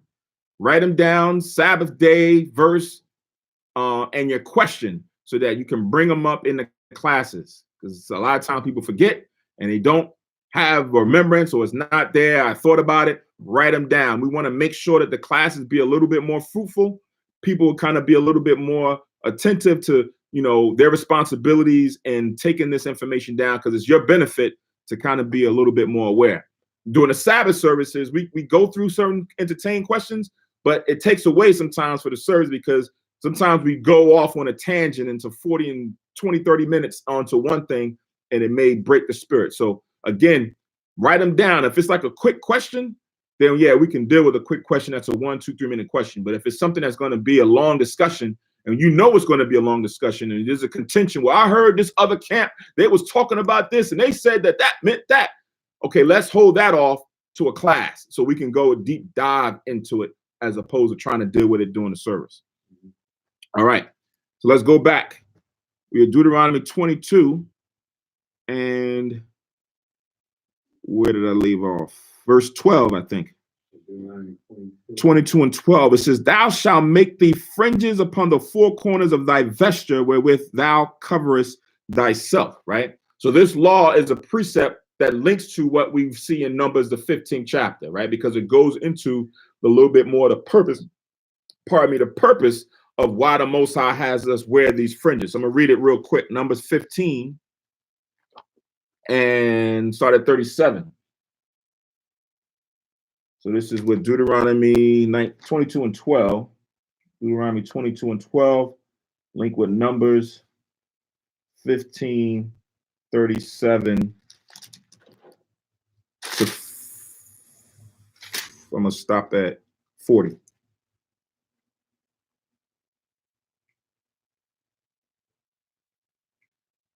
So Numbers 15 and 37. It says, and the Lord spake unto Moses, saying, speak unto the children of Israel, and bid them that they make them fringes and of their garments throughout their generations, and that they put upon the fringe of the borders a ribbon of blue, right? So the borders of your garments are the the four corners of the ends of your garments would have, starting with fringes, right? And then there's a border blue to go with the fringe. Not red, not green, not purple, not yellow, but the fringes can be whatever color, but the ribbon, the border has to be blue, right? That's what the scripture just said. Right? Now, what's the intent? It says, and it shall be unto you for a fringe, that ye may remember, that ye may look upon it and remember all the commandments of the Lord and do them, and that ye seek not after your own heart and your own eyes, and that ye seek not after your own heart and your own eyes, after which ye used to go a whoring, right? So it's supposed to be a memorial of the law, that when you look upon it, you remember that the Most High gave our ancestors the commandments, and it's a lot of commandments. That's why when you look at men's fringes, there's more than one, right? It's a lot of them, right? And now they're supposed to represent all of the commandments, from the dietary, the moral, the civil, and the ceremonial laws, right? And then also the testimonies, because there's testimonies that's also in the scriptures that now add a little bit more precedence to these commandments, these laws. So that's what is supposed to be representative of us, right? So this garment, this attire, these fringes is mainly for Israel, right? That's why I started off at 37, and the Lord spake unto Moses, saying, speak unto the children of Israel that they do this, right? Moab has their own attire. Ishmael has his own attire. Ham may have his own attire. But when it comes to us, we have our own attire as it pertains to these laws, because these laws was given only to Israel, predominantly first. Sure, the other nations are going to have to follow it in the future, but for right now, at the time, it has to start with us. We are now the ones wearing this attire and representing the commandments of the Most High to the fullest, right? That was the intent. Then it says that ye remember and do all my commandments and be holy unto your God, right? So it was supposed to be when you seen someone with it, it jars your memory and says, man, it's the Most High that gave us this. It's the Most High that has me to wear this attire, and I got to remember his will, right? Which is to keep the commandments. What chapter was that? That was Numbers 15, 37 to 40.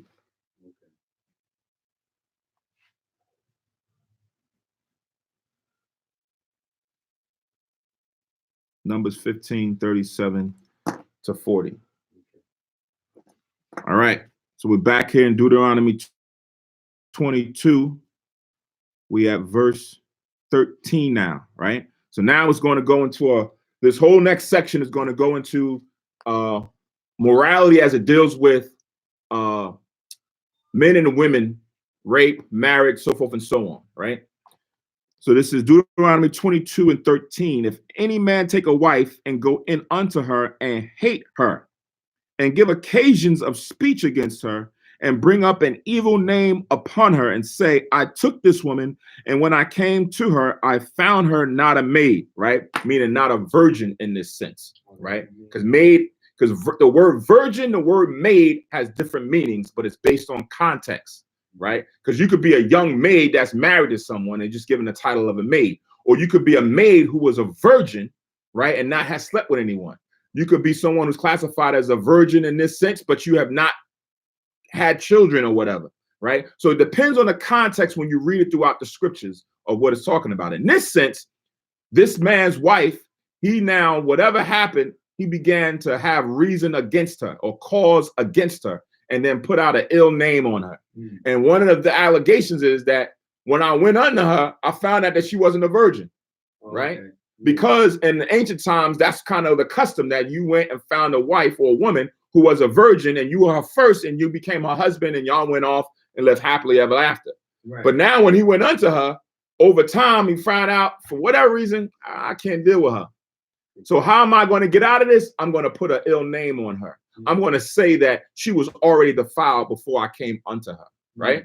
So it says in verse 15, then shall the father of the damsel and her mother take and bring the tokens of the damsel's virginity unto the elders of the city in the gate, right? Because now what they had, when you had this course of a virgin physically going into a man, when they laid down in their bedchamber, you had a token cloth that will now be a memorial, a symbol, to represent that she was a virgin when he went unto her new husband, right? And that was given back to the parents so that they can have as proof that their daughter was a virgin. But now this man has made this allegation that she wasn't. Okay. So now it's the parents' responsibility to go and defend their name and their daughter, right? Because it's now not just on her, it's also on the parents, because they're the ones who have now given their daughter to this man as a virgin. Okay. So they now have a part in this situation as well. So that's why they go in and take the token and they bring it to the elders of the city to go and say, this man is lying, right? My daughter was a virgin when they went and slept together. He just has aught against her or an offense against her for whatever reason, right? It says in verse 16, and the damsel's father shall say unto the elders, I gave my daughter unto this man to wife, and he hated her. And lo, he have given occasions of speech against her, saying, I found not thy daughter a maid, and yet these are the tokens of my daughter's virginity. And they shall spread the cloth before the elders of the city. So when they spread the cloth, they're going to see the remnants of their intercourse when they first laid down. That's now going to come from her being a virgin on this cloth. That was the token that they now have as proof that now all the elders and those who are witness can see. It says in 18, and the elders of that city shall take that man and chastise him, right? So they're going to scold him for what he's doing. He's wrong in the eyes of everyone that he has now brought up a false allegation against his own wife. It says, and they shall immerse him in 100 shekels of silver and give them unto the father of the damsel, because he have brought up an evil name upon a virgin of Israel, and she shall be his wife. He may not put her away all his days, right? So now they've come to conclude it that what he's saying, he's lying. And the penalty for that, after they've verbally chastised him, he got to pay 100 shekels to the parents, on top of the shekels that he paid when he first took her to wife, right? But now pay attention to what just happened. Remember, we read in the Deuteronomy, the 21st chapter, that if a man takes a captive and finds a beautiful woman and he takes her to be his wife, but then over time, he hates her, right? He don't like her no more. It says that she can go. Let her go, but don't sell her. But now here it is. He's hating for whatever reason his Israelite wife, right? And she's bringing up a false allegation. The false allegation is disproved. But guess what? He still got to be with her. They can't say, well, he don't like her no more, so just let her go, right? He don't want to be with her, so on and so on. No, the law stands. That man has to deal with that woman, right? That's why Christ, Yahushua, brought it up in the gospel that from the beginning, it was not so that you were so easily able to divorce your wife, right? You had to stay with her. So in this case, he hated her, but the law and the elders of the city forced that man to say, you got to go take care of your responsibility, right? So now for those who are watching this situation go down, right, the observers of this, right, you're seeing as a husband, right, that says, Dad, that man, he told me about the situation. He hated his wife, but he now had to pay an extra 100 shekels, and he still had to deal with that woman, right? He still has to deal with her as being his wife. So that now gives you the insight that when you embark on marrying someone, right, you got to embark, have it in your mind that this is for the long haul. In today's time, it's for the short haul, because it's all about business. It's all about the look, right? It's about how what your tax score is, or your FICO score, and all those different things. What can you do to benefit or enhance me? It's not about, really being in tune in spirit with that individual. That's why in the past, before, when we used to have, young groups come in, we would say, if this is somebody who's in the school, newly coming in, they are off limits for at least 6 months, right? They got to get themselves in tune into the scriptures so that they individually know how to deal with someone else that comes into their situation, right? So then once they're there for 6 months, then the individual, if someone says, you know what, I want to deal with this person, right? They got to wait another 6 months, because now you got to get to know that individual, right? You're just not going to say after a week or two, yeah, you know what, we good for each other, we done slept together. But then now you are bound to that man or that woman, and then you find out 2 months in, they got these issues, and they got these things that really you just don't like, or you just don't like what about that person. Right. But now you bound, and now you're in a situation like this man. But you still got to deal with that person. You still got to deal with him or her, regardless of that. Saving, as Yahweh Shai explained, fornication, physical or spiritual, right? If that person now starts saying that, they're going off and they praising in a false god, the law says that person's supposed to be put to death. You can't do that today. So you'd have to either, weigh it out, try to give time, and if not, then you got to leave that person alone, because it's going to be unequally yoked and it's going to conflict, right? That's why you be patient in entering into things. It's the same thing when you enter into any contract, right? Any agreement that you're going to be bound by. You want to make sure that you read the fine print. You want to make sure that you understand their objectives and they understand yours, so that there's no confusion later on, right? But that's what happens with us. We don't take the time, right? We just jump into things. Whether you sign on that dotted line and you say, okay, cool, I got my phone, and now you got your phone, and then 2 months in, your bill was $100 a month, but now it jumped up to $147. Well, hold on, what happened? You entered the agreement. You didn't check that part out. Nah, I bypassed that. Well, that's your problem. Yeah. You still bound to this agreement, right? That's kind of what this is. You are bound to this agreement. That's your wife. You got to deal with her, right? So going back again, reading 19. And they shall immerse him in 100 shekels of silver and give them unto the father of the damsel, because he have brought up an evil name upon a virgin of Israel, and she shall be his wife. He may not put her away all of his days. Verse 20. But if this thing be true, and the tokens of virginity be not found for the damsel, right? So now the parents or whoever, this woman claimed to be a virgin and she was not. And the husband found out about it after their intercourse, after their conception. He's like, hold on, there's no evidence of you being a virgin here. And then now he brings that to the elders, right? It says, then they shall bring out the damsel to the door of her father's house, and the men of her city shall stone her with stones that she die, right? So now it was true. She wasn't a virgin. That means she was with somebody else, and it was kept from this man that she wasn't a virgin after he done came to her parents and offered the shekels and everything else. So this was a lie from the beginning. She got to be stoned to death, right? In certain countries, right? Like if you look in certain Ishmael countries, I've seen in the past where they kind of hold some of these traditions as well, right? You'll see others will do the arranged marriages and so forth and so on, but they hold the tradition of this where their daughters have to be a virgin. And if their daughter, if they were arranged to go with someone else and their daughter is found having been with someone else, you'll see a lot of times on the harsh scale, sometimes they'll go and kill their own daughter, right? Or they're disannul and say, listen, you out. You're not our daughter no more. Get away so we can remove that ill name from the family, right? Because they hold their name, their good name, to be of a high regard, right? So they'll either do something, you see something, you go on YouTube, you'll see sometimes they'll be beating them in the middle of the street, sometimes to the blood. Sometimes the city will go and take matters into their own hands and go and kill them, or they'll just say, listen, you got to go.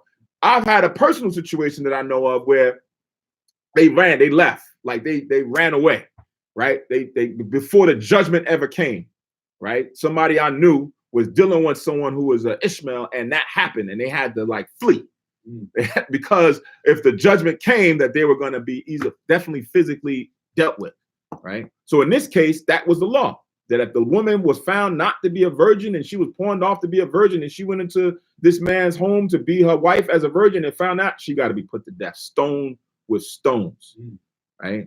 And again, like we read in the last chapter, and all Israel shall see and fear, right? So that if you was another woman and this was you got to come clean. You got to be honest. You got to, bring forth all the evidence and everything, right? And then now it says here, it says, because she have wrought folly in Israel to play the whore in her father's house, so shalt thou put away from among you, right? So that's the other part, right? So now that name, that stain goes on her father, okay, right? It goes on her father.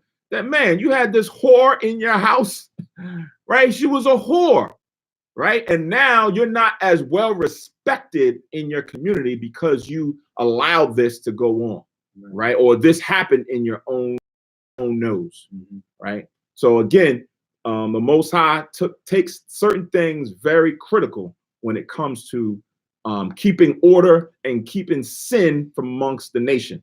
There's different pockets of a lot of things that can cause Israel to trip off and go a different direction to the left, right? So in everything, the Most High, from the smallest detail to the largest detail, he has a whole bunch of statutes in place to steer Israel right to the middle, to not go to this side or that side, and you won't be caught off guard. Verse 22, if a man be found lying with a woman married to an husband, then they shall both of them die, both the man that lay with the woman and the woman.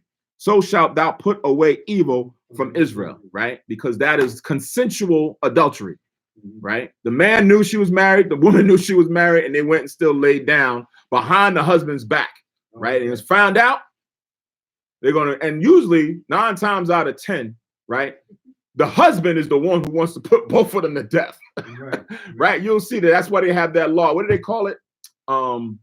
Something rage or whatever. When you, like, if you came into your, like, if you come home early and you walk into your room, your apartment, your home, and you witness it firsthand, it's like rage and sets, right? And you go and grab a knife, or you get a gun and you buck off, or you start stabbing both of them, right? Have a certain section of the law that the punishment is a little bit lesser because of, they know that this is going to incite rage in you, and you're not going to be in your right mind at that moment because you saw what was going on, right? So usually, yeah, the husband, if he's privy to it, he's looking to do this right away. I've seen, when certain men, they didn't kill him, but the optics of it is harsh to view because, of course, in today's society, a man is supposed to never hit a woman and everything else. You're much bigger and stronger than a woman. But in that situation, when we're reading here, this was liable to death. But in that situation, in today's time, you'll see a man put hands on a woman, right? And in certain cases, for those who kind of have that belief, oh, man's supposed to never hit a woman, da da da, I get it. But in that case, you'll see some people say, well, nah, she caused that one. Like, nah, she got to wear that. That was just wrong. And they got kids. No, that was just wrong. Like, you'll give space for that because of what it does emotionally to the husband and to the family, right? And to the city, because you want to operate, you want to see everyone operating in a righteous setting. Again, today's climate doesn't call for that, right? It's like, oh yeah, my husband, he off at the war, or he's off on his business trip, or vice versa, and it believes that it gives license because you're aware that you can just go do that. Nah. If it's found out, these things is bound to happen, right? Verse 23, if a damsel that as a virgin be betrothed unto an husband, and a man find her in the city and lie with her, then ye shall bring them both out unto the gate of that city, and ye shall stone them with stones that they die.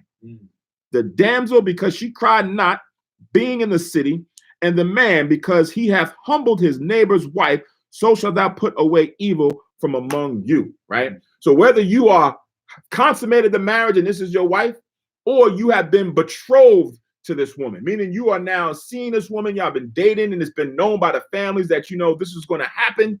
And then all of a sudden, someone else find her and she lie with this individual. She was now already tied to another person, right? So now it's almost as if you read the last wording in the second to last precept, it says, because he have humbled his neighbor's wife. He physically didn't consummate it, but it's already on that verge of him or her being that man's wife. So he should have never gone into that woman to begin with. But now and again, this is consensual because both of them being put to death because she didn't cry out as if he came and forced her, as if he did something that was against her will. Right. She consented to it, even though she's betrothed to this individual. Both of them are supposed to be put to death because she didn't cry out.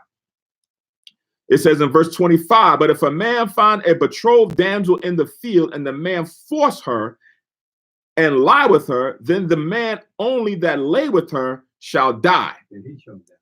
But unto the damsel thou shalt do nothing. There is in the damsel no sin worthy of death. For as when a man rises against his neighbor and slayeth him, even so is this matter, right? So the woman now is relinquished because she didn't consent to it, right? Because this was rape. She cried out and was against her will to say that she wanted to consent to this. So now when it's found out, that man now is the only one that's going to be sentenced or executed to death because he raped this woman against her will. It was not consensual by her or the families or whatsoever, and that was done, right? So the woman has not at fault for this. Verse 27, for he found her in the field, and the betrothed damsel cried, and there was none to save her, right? So that's why when you read into the story of Susanna, when we read in the Apocrypha, when those two elders wanted to go and get filled with lust and they wanted to go lay with Susanna, and she was like, no, and they kind of presented this case, well, we're going to say that you had done such and such, right?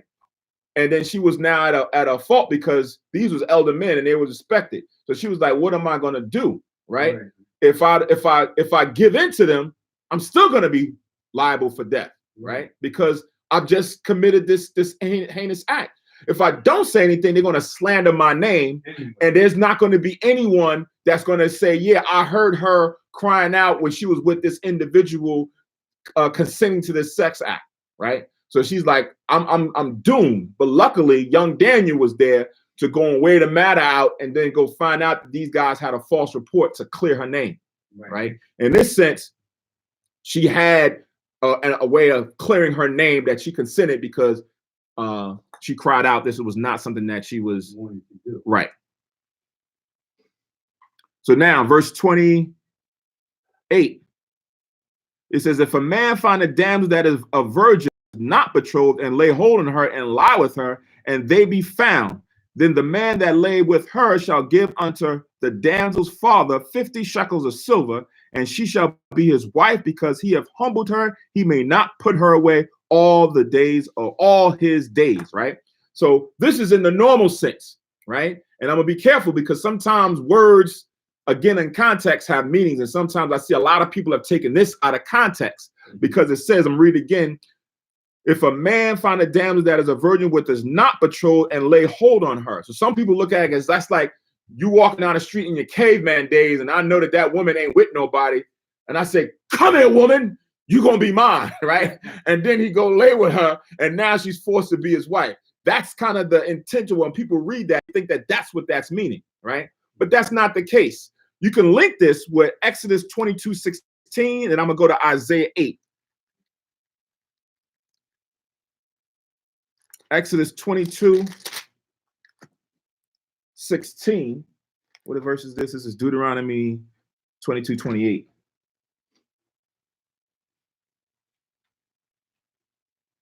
Exodus 22, let's say 16. And then I'm going to go to Isaiah 8 and 20.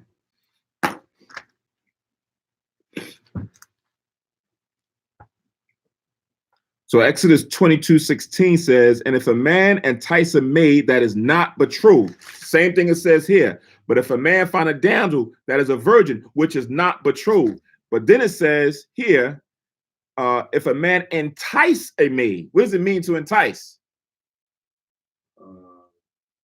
It's like the court, right?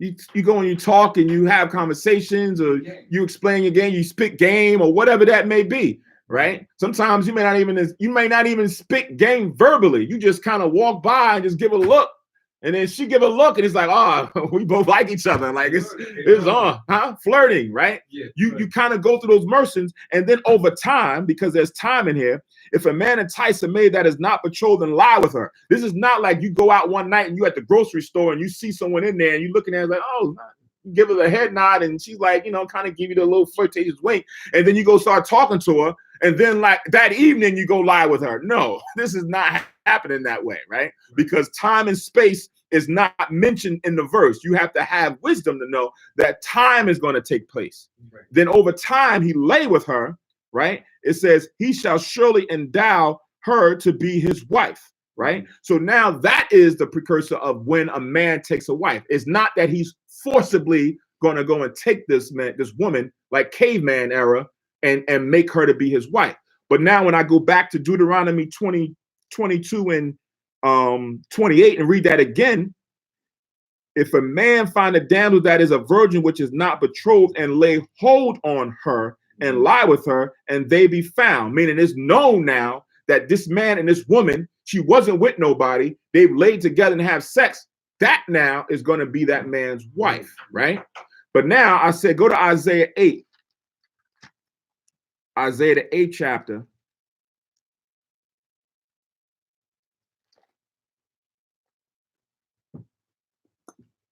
And 20th verse. I see what you're saying. People can take it like a one-night stand. Right. Yeah, you can take it as a one-night stand, or you can take it, or you're talking about Exodus 22. Right. Yeah. Isaiah 8 and 20.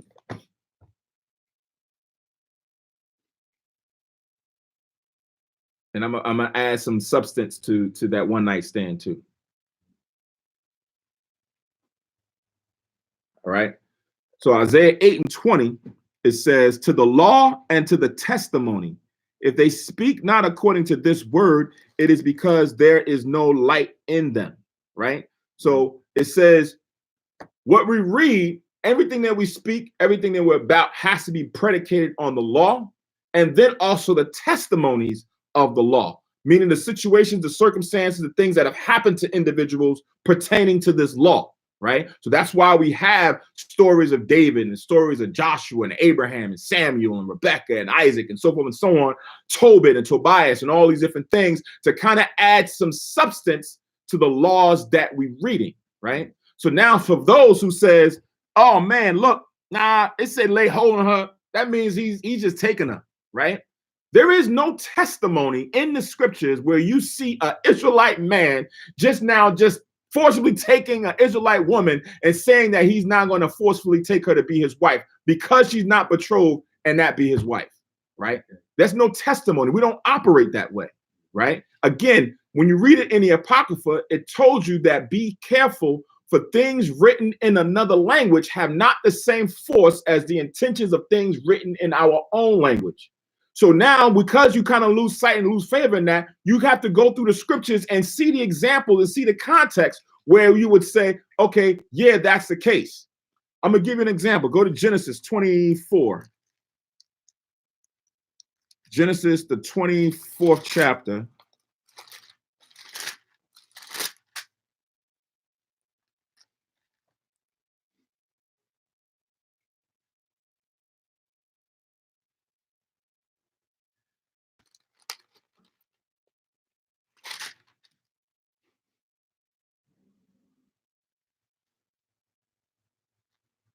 Let me find the right verse and see where I want to start from.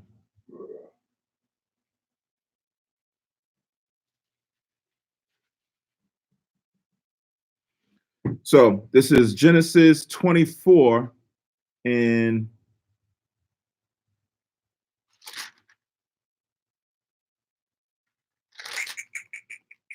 I'm gonna start at 50, right? So this is Abraham finding a wife for his son Isaac, right? Sent out men to go and seek for one of his own kindred's daughter to be a wife, which is ultimately going to be Rebecca for his son Isaac, right? So now let's see how this went down. So it says in Genesis 24 and 50, then Laban and Bethuel answered and said, the thing proceeded from the Lord. We cannot speak unto thee bad or good. Behold, Rebekah is before thee. Take her and go and let her be thy master's son's wife, as the Lord has spoken, right? So they come and take his daughter to now take back to Isaac. But now it says, yeah, go and take her and let her go back to your Abraham so he can be his son's daughter. It reads that way, but check out what happens. I'm going to jump down to verse 56. So it says, and he said unto them, hinder me not, seeing the Lord hath prospered my way. Send me away that I may go to my master. And he said, and they said, we will call the damsel and inquire at her mouth. And they called Rebekah and said unto her, wilt thou go with this man? And she said, I will go. Right? Meaning they called her and they said, listen, this is what was offered up to us. They want you to be one of our own kindred, a reputable man, Abraham's, Isaac's wife. Will you go with them? Right? So the floor was in her table. It was like, listen, do you want to go? If you don't want to go, then you're not going. Right? So you don't have to go. Right? It wasn't anything that you are now forced to go against your will. Right? And then you be one of those apprehensive wives because you never wanted to be with him in the first place. And then you become what the man in the Deuteronomy 22 says, he had a wife and hated her. Right? Because over time, if you have a wife that don't want to be with you, what's going to happen? You're going to always be in contention. You're going to have problems, right? You want someone who has the same adoration or admiration for you or love or desire that you have for them, right? So that's not something that's prevalent within Israel, even the righteous men. I'm not going to talk about wicked men because wicked men will go and probably forcibly take somebody and rape them or do whatever it takes. But a righteous men didn't do that. Right? That's not something that's prevalent for Israel to go on and say, yeah, I'm just going to go and do, because then it's going to mentally cause problems, because that's not something that's going to be, according to the moral code that we would want to uphold. Right. So in the same, hold on, Gabar. She has the final call. She said she's going to go in that. Right. What about if they slept together, right? Mm-hmm. And she decided, I don't want to be his husband. Right. Then what? She has to be his husband. She still got to be. Right. Because again, the law, the man knows the law, right? It's two to tango, as they say. But he wants. Right. She's like, no, but again. She can't. But if there's no law, she can't. Exactly. Because she already did the deed already. Exactly. Okay. Yep. Because now, even in that sense, remember, it goes into the stipulations where if that was the case, right? If it got to that point, because of Israel's weakness to kind of listen and understanding the law, and the Most High gave the law, the bill of divorcement, and it was primarily the man kind of felt this thing's like, I don't want to be with her no more. He just don't put her away like she's a heathen, but then he'll give it a bill of divorcement. She can't go and be nobody else's husband. I mean, nobody else's wife, right? So she now has to take that into consideration as well. That you just are not going to haphazardly just go out there, just land men, and then after a while you figure like, I don't want to be with him. Well, the stipulation is that you're not going to go be with somebody else. So you better make your first time the right time, right? You better get to know or better understand the situation or circumstances you're going in. That's kind of the wisdom behind that. Gabar. All right. When it says take hold of her in verse 28, when it says take hold of her, he wasn't forcing her, right? Yeah, that's what we just said. That's what we just went to. That's why I went to the precept in the Exodus 22. Okay, she agreed. Right. Right. Okay. All right. Right. Now, when Simon and Levi killed all those people, no heathen. That's because their sister didn't agree to sleeping with that African, right? Right. And there's more than that, because they were Hamites, right? We are a nation that we shouldn't have been dealing with them anyway, because they're not a part of our kindred. So we see later on in the law where the Most High has commandments that we shouldn't deal with the Hamites, or commandments that we should not deal with anyone outside of our nation, to be, to give our children or our daughters to them, right? This mindset was already in Simon and Levi when this Hamite went and took their sister, and they plotted to say, you know what?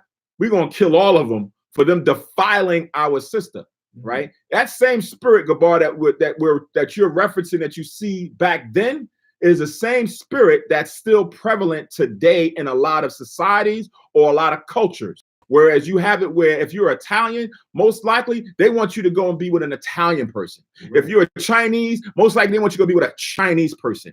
In that movie Jungle Fever, with what Spike Lee had, when what was the guy's name? The lead actor in Jungle Fever, Wesley Snipes. When Wesley Snipes was dealing with that Italian woman that was they were working together, and their family now, what did they do?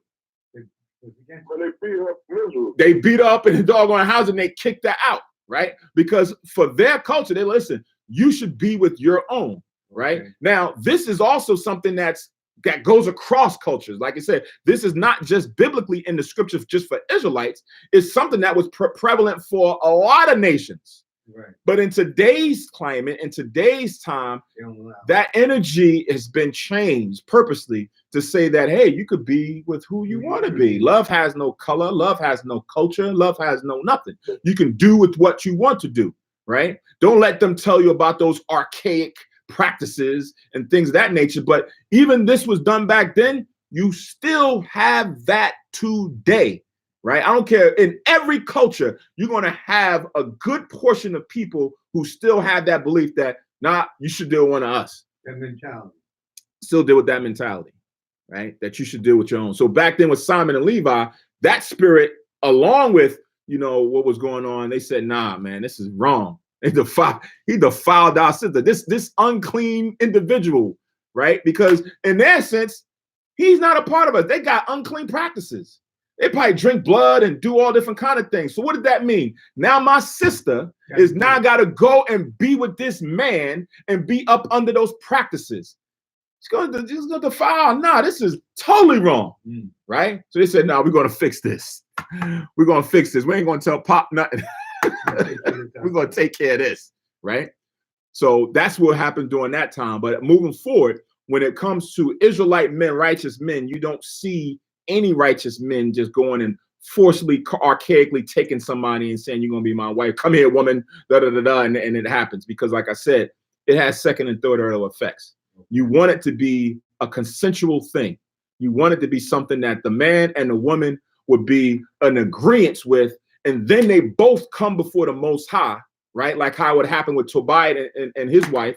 They both come before the Most High to bless that union, right? You don't want it to be that this man archaically just took this woman and now you go before the Most High to bless the union and she's sitting there praying in her mind, I don't want to be with this guy. Most High, make something happen to him so I ain't got to deal with him. Nah, you don't want that.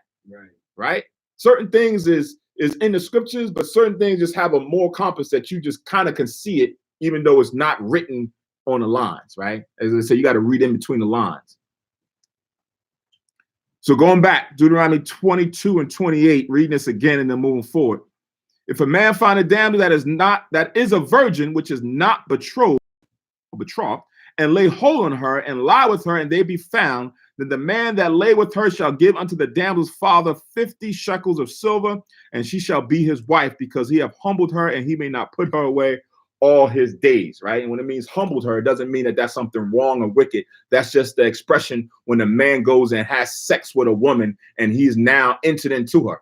Because if you pay attention, if you understand, if you ever talk to or see how women deal, when a man goes into it, that's emotional for women, right? That's why it says he's humbled her, right? It's an emotional thing for women when a man goes and has sex or lays with a woman. And then now she has some form of attachment and things to that man and so forth and so on. Mm-hmm. Today is kind of strange, and I mentioned it before in a camp or in certain settings where I'm talking with certain women, that when you have women who disregard the act of sex and they just go out there and just casually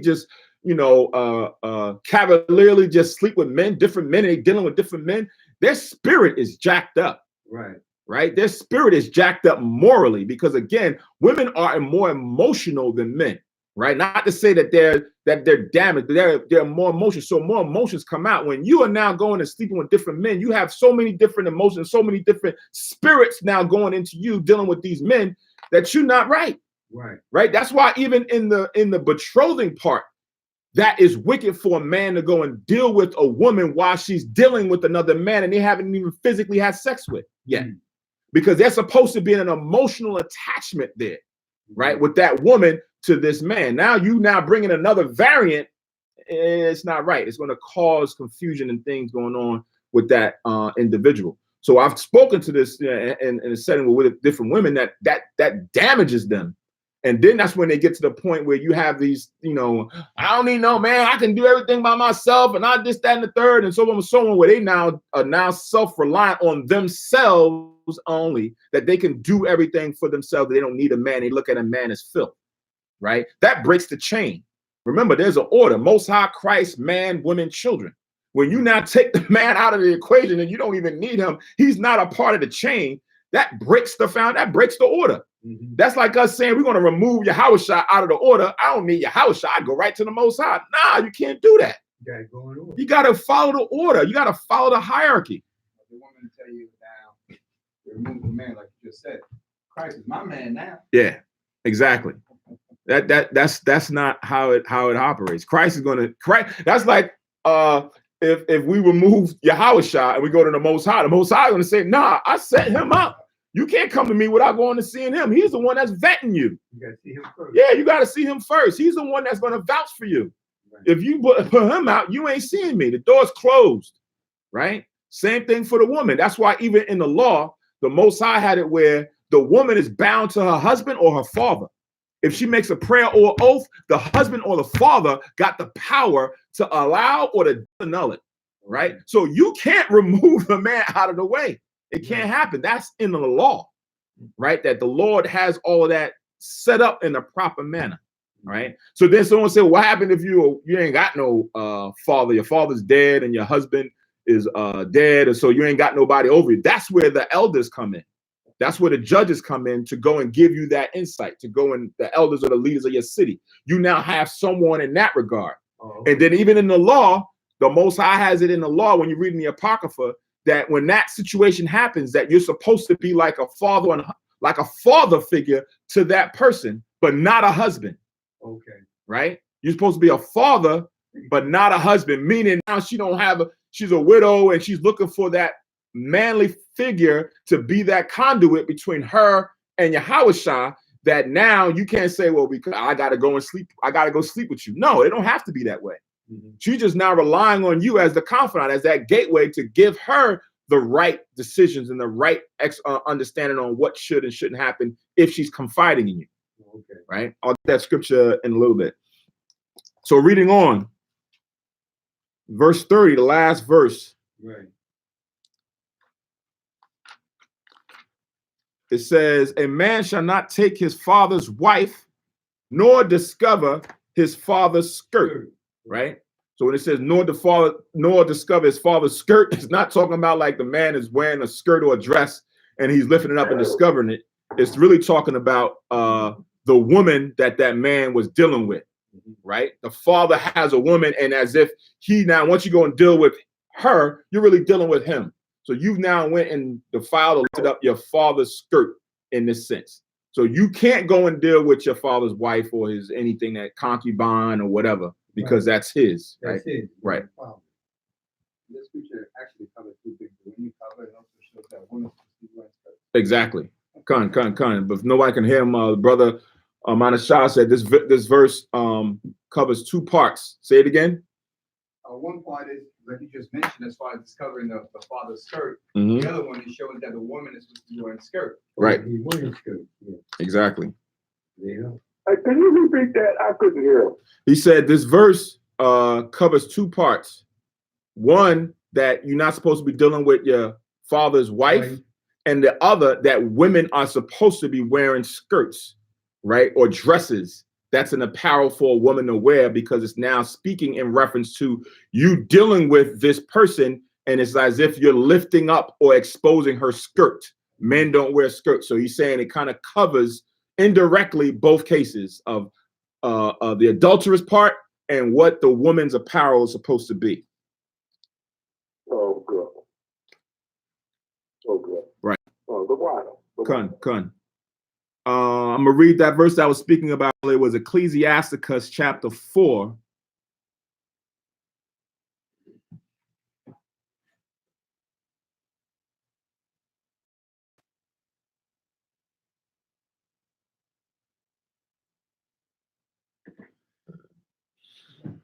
Ecclesiasticus chapter 4, verse 20. I'm sorry, verse 10. Ecclesiasticus in the Apocrypha, chapter 4, and verse 10. Right, this goes into when I mentioned as far as for breaking the hierarchy, the man has a certain role to deal with his daughter, to deal with his wife. But now if you have a woman who doesn't have a father or a husband, right, what happens, right? So it says, be as a father unto the fatherless, right? So those who don't have a father, those who don't have that figurehead, in Ecclesiasticus chapter 4, verse 10. You now that man, that leader, that Socorro now fills the role. That's what we all are, right? Each one of us has to fill this role at some point in time for those of us who are out there, spiritually or physically, right? It says, be as a father unto the fatherless, and instead of an husband unto their mother, right? So you're not going in with the objective that you have a lot of these women and they don't have guidance. They don't have the right figurehead. Their man is locked up. They're not in their lives no more. They're not dealing with them. Now, because you are their leader, not a father figure, you're not intending or needing to go in and be a husband to these women, right? You're just taking on the role of a father figure to provide guidance and understanding for the upliftment of their life, to be in the will of the Most High. That's the intent, right? And we all fill that role or fit that bill. Right.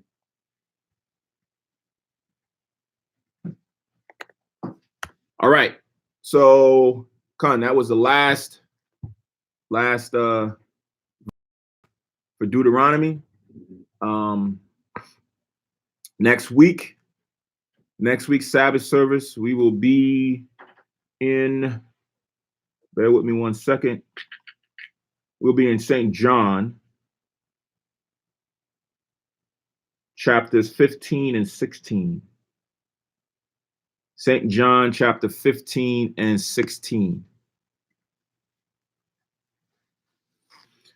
Now, also, new moon is Monday night, right? The new year begins Monday night. So the new moon service that's going to be Monday night will be the first new moon of our calendar year, right?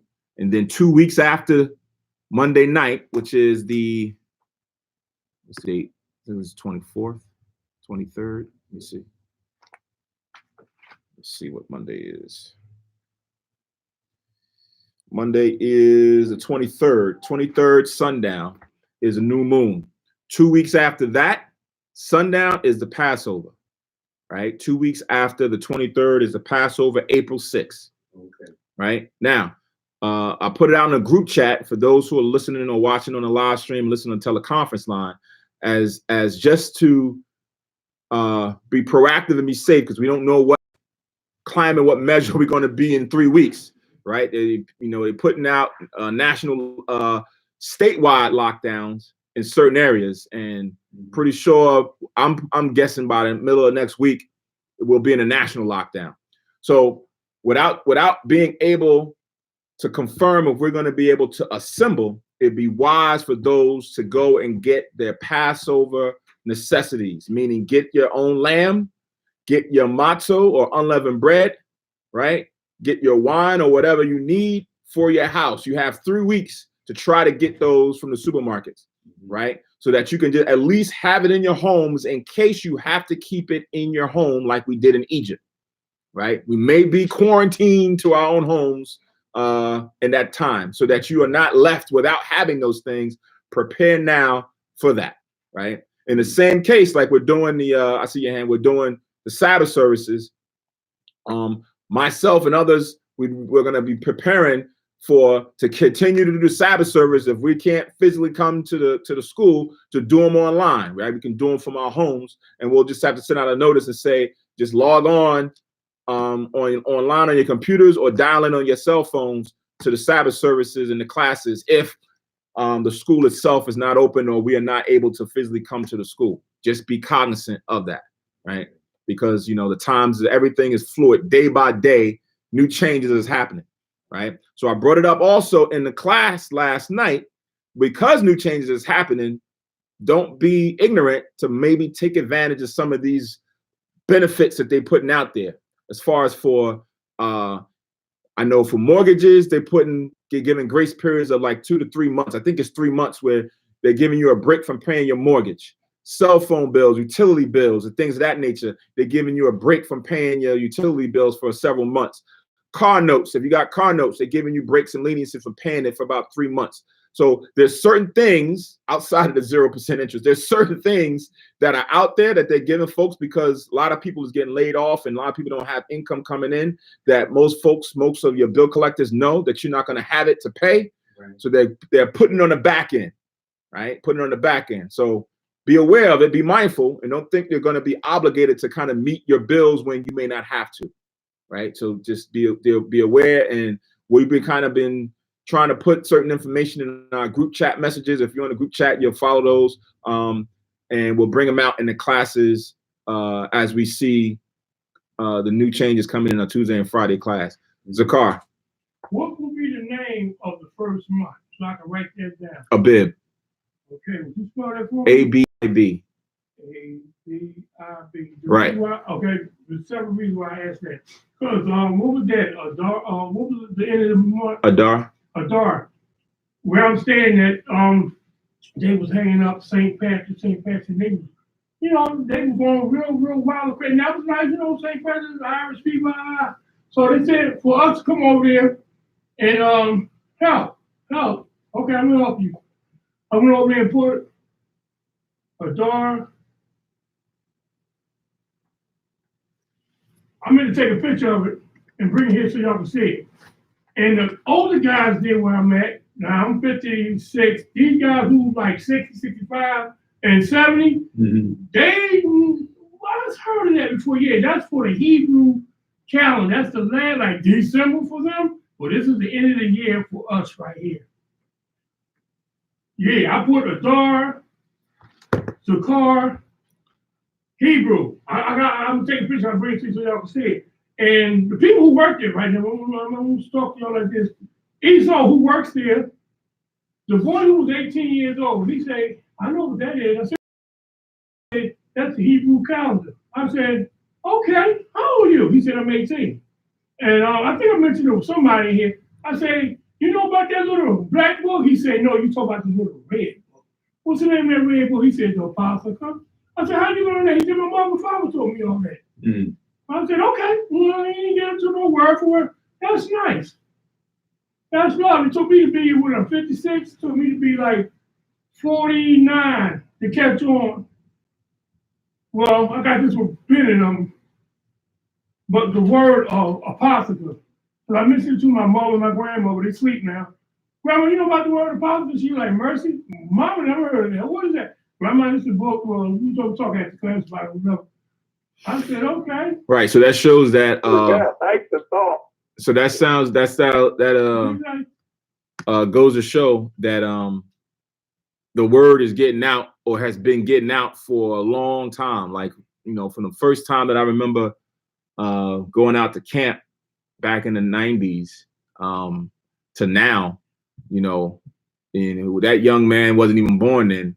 That the word has been getting out, and then you have adults who kind of aware of it, and then they kind of showing it to their children for what it means and the commandments and things of that nature. So you'll have people who at a younger age who are mindful or aware or have heard of the truth, have heard of the will of the Most High, and can recognize it, right? They can say, "Oh yeah, I know what that is. I heard about y'all. My cousin's this, my nephew's this, my uncle's this." So back then it was like, now the people was brand new, it was fresh. Now it's kind of the norm. And there's either a support or a stigma behind what it is you deal with, right? It's like, "Oh yeah, I know what y'all deal with. I heard about y'all." Right? Folks like, right? Or it's like, "Nah, my uncle he been telling me, like, it's some good stuff. I want to come. I'm gonna be a part. I'm gonna get there." Right? That's kind of where we at now. But it's the race to make sure that you don't wait too long before you jump in, and then it'd be like, "Nah, the door's closed. You waited too long, and you can't, you gotta go put more time in, or you gotta go learn," and it's not opportunity to do it." So funny you say that, because I remember back in the days when I was in New York, when I first learned about the truth and I started reading, the girl I was dating at the time, I had called my cousin and told him that, "Yo, man, he's dealing with these people that society frown upon." That's how she framed it. All right. For those who can't hear, I'll regurgitate in a minute. So. Nah, that was a key point. Oh yeah. Yeah. As far as back in the days. Yeah. You know, it wasn't well known. Right. But now it's like now it's known. Like you said, yeah. it's either they support it, right, or they against it. They're against it because now they have more, or because they dealt with somebody that cursed them out or something like that, right? Or they have something before it was just a rumor mill. Oh, I don't deal with them. Why not? I just heard bad stuff about it. Like, I had a brother tell me the same thing. You this like I dealt with the cats already. I know what they're all about. Yeah. I ain't dealing with that. Right. I was like, oh. Right. So what he was bringing out the testimony of back in the day was that way of, when folks heard about you dealing with, Israelite group, it was, they frowned upon it because they heard rumors about what it was about without fully knowing what it's about. Now, fast forward, you have people who know what it's about and have had either an experience or sit down that causes them not to deal with it. And then you'll have others who now will support it because they understand some of the principles, they understand what the objective is, and they're in support of it. So you have either side. But, in the early stages, it was just because it was new, right? Sometimes you don't always accept new things. It's like, oh, that's too new. I don't know what that's about. I'm going to stick to this Baptist stuff over here. I'm going to stick to being a Methodist. I don't know about that. I'm going to wait this out and see what becomes of it, right? They were not really that sheep to hear the voice to just kind of latch on because it's the right thing. Like, I understand what is being said, and it's coming out of the scriptures and it's word for word, right? But now you have it more of people now having heard it. YouTube, flyers, came to a class, sat down, somebody came to their house, they got to listen to an audio recording, cassette, CD, whatever that is, and they kind of have some form of understanding, and then it's on their own spirit to decide on whether they accept it or reject it, right? So that's where it's at now. All right, so somebody about to say something? All right. Going back to that last scripture. All right, so if it's that last verse, yeah, it says, "Be as a father unto the fatherless." Now, are they talking about just people walking around out here that don't have a father, or are you talking about your wife that didn't have a father? It's talking about them needing spiritual guidance, right? Go to, I want to say, James.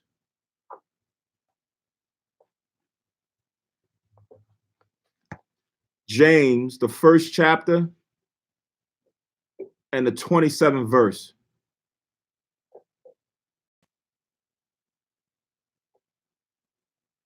Because it says the same thing here.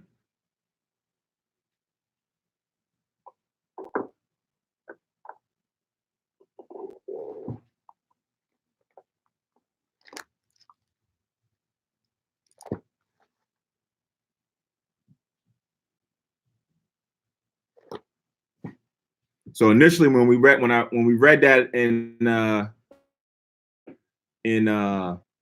Apocrypha, I said this is probably one of those scriptures that has a dual purpose, right? Because you're dealing with those who physically may not have guidance, like their father or their husband is not there, but then they now need the right spiritual guidance, right? That's where like the pastor or the reverend or deacon or bishop or someone fills that role to be that for them, right? So it says this in James 1:27, pure religion or pure righteousness, the principles that you're following, right? That's what that's dealing with. It's not dealing with the carnal religion of man's religion, but the righteousness and the principles that come from the scriptures. It says, and undefiled before God and the Father is this, meaning as you're dealing with the scriptures and the commandments, you now are trying to make yourself blameless before the Father. In order to do that, it's just not that you just apply the commandments, but you got to also go out and do other things. It says to visit the fatherless and widows in their affliction and to keep himself unspotted from the world, right? So you're now going to go visit those because a father or a husband, like in the law, is the ones who provide guidance, leadership for their children or their wife, right? That's what that role is for. So now for those who don't have that, right? Let's just say you don't have a physical father, you can go and become that for them as far as for giving them guidance. Let's just say you have somebody who has a father, right? But they're not following the will of the Most High and the commandments. They're dealing with some other doctrine, or they're dealing with some other religion or whatever, not the Bible. In that sense, they're fatherless because the father's not filling the role that the Most High wants him to do. That's why even in the class, I said it was like the valley of dry bones. When you don't have the spirit of the Most High in you, you're dead. You're not there. Okay. It's like I'm seeing right through you. So if you have a physical father who's there in your life and he's not following according to this, then that child, that woman is like, she's fatherless or she's a widow. So then now the teachers, the prophets, when they go out, they fill that role. And they say, listen, this is what you should be following. This is the guidance that I'm giving you, right? And then we would advise and say, you have a husband? Yeah, okay. Have him come talk to us, right? And then we awaken that man to be the husband for his wife, so then he can go and finish providing the guidance. Or do you have a father? Yeah, I got a father. Have him come down to the school or have him come talk to us so we can get his take and try to build him up so then he can now deal with you in a righteous manner, right? So that's what that's going into. And it talks about this throughout the Old Testament and the New Testament because a lot of us fell away from the Most High and followed after other gods and followed after other doctrines. So because of that, the Most High turned his back on us. So we now needed to have someone come and bring us back. Saviors kind of bring us back to the Most High, right? So it's both, it can be both physical, but it's definitely spiritual, right? Definitely spiritual, right? You can have a case where a woman doesn't have a father, doesn't have a husband. She's actually fatherless. She's actually a widow. But you can have someone who has both there, but they are not in their right mind. So they're not a father in the sense that the Most High wants them to be a father. They're not a husband in the sense that the Most High wants them to be a husband. So as the teachers go out, they fill that role temporarily until they can now either try to build up those men to be what they should be. But that verse is going into, that's our responsibility. That's our role. That's your role. That's why it says pure religion and undefiled before God and the Father is this, that we visit them and do this for them. Visit the fathers and visit the widows to help them in their affliction. Right now, we're in a spiritual captivity as well as a physical one. We primarily are focused on the spiritual captivity. That's what we're trying to help, to get them from doing sin and to get them from going out there and doing the things that they shouldn't be doing. And then you can go and deal with the carnal. All right, understood? Yes. All right, come Wow. on. So we're going to end the Sabbath service now. The water for those who listen, join in. Remember, write down questions. It's good. Like, some of these questions Gabriel brings up, he answers them, around, but it's good when we go into a deeper understanding during the class because we got a lot of time to do it and not deter away from, the service itself. And it becomes more interactive. So again, to those who listen and watch and write down scriptures from the smallest question to the next question, and we'll go through it on Tuesday and Friday night class.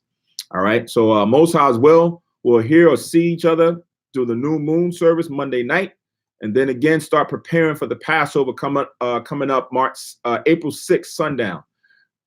Even though we may not congregate physically for the Passover dues are still required, right? Whether you're keeping it at home or whether you're going to keep it here at the school or what have you, we still have to bring in our Passover due because that's part of the law. Just a reminder to everybody. Right. All right. You give as you are able, or you give the 200 Passover due that's been standing now for at least almost 25, 24 years that I've been dealing in the truth as a payment. All right. So again, be mindful, try to get some form of lamb, some form of matzahs, some form of wine or grape juice. If you can get your bitter herbs, doesn't always have to be. I prefer to get the horseradish root.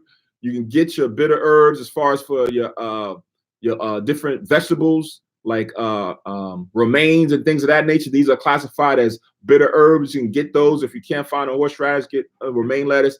but have something in your storehouse before that comes in, just in case things prevent us from physically congregating.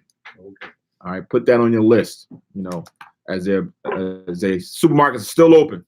They got my tub. I bought my tub. Yeah, I bought some too. I got some. I bought the last box.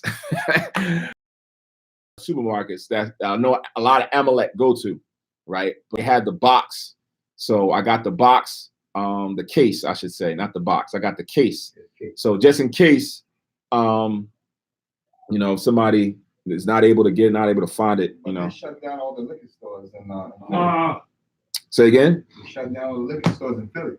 Yeah, non-essential. But I mean, How about the grocery store? I was about to say, if the grocery store sells liquor, then the grocery store stays open. Because I know one of the big supermarkets that I go to in Jersey, their liquor store area is bigger than a regular liquor store. So, and it's still open, right? So I said, you know, I still need to go get some yayin for the Passover, some kosher yayin for the Passover. I still got a few weeks, so I'm gonna go and probably get that. You said they sell liquor or just wine and beer? At the place in Jersey, they sell liquor. They sell wine, they sell vodka, whatever. They sell everything. Where's that place at? It's in Jersey at Wegmans. Over at Acme supermarket on Roosevelt Boulevard. There's a liquor store inside there. Oh, the brother said at the Acme on Roosevelt Boulevard here in Philly, they have a liquor store in the Acme that sells liquor that you can go into. That's open. And I don't think they sell liquor. I think they sell beer and wine. I'm telling you, I bought liquor. They have wine. He said he's wine, and I'm talking about wine. That's why we don't need liquor. He said, yeah, he's just talking about wine. We don't care about liquor right now. We're talking about Passover.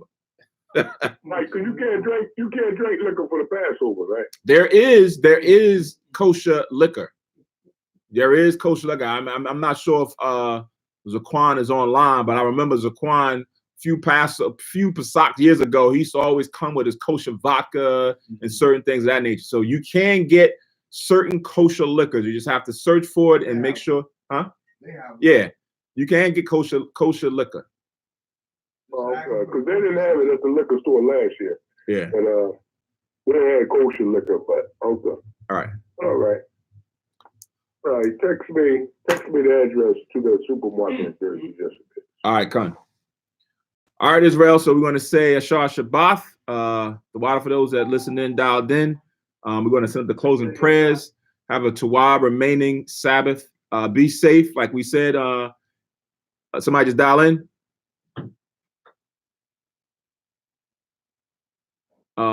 As we're saying, be safe. You know, try to adhere to the. I did. Try to adhere to the. Is that Rabakwa?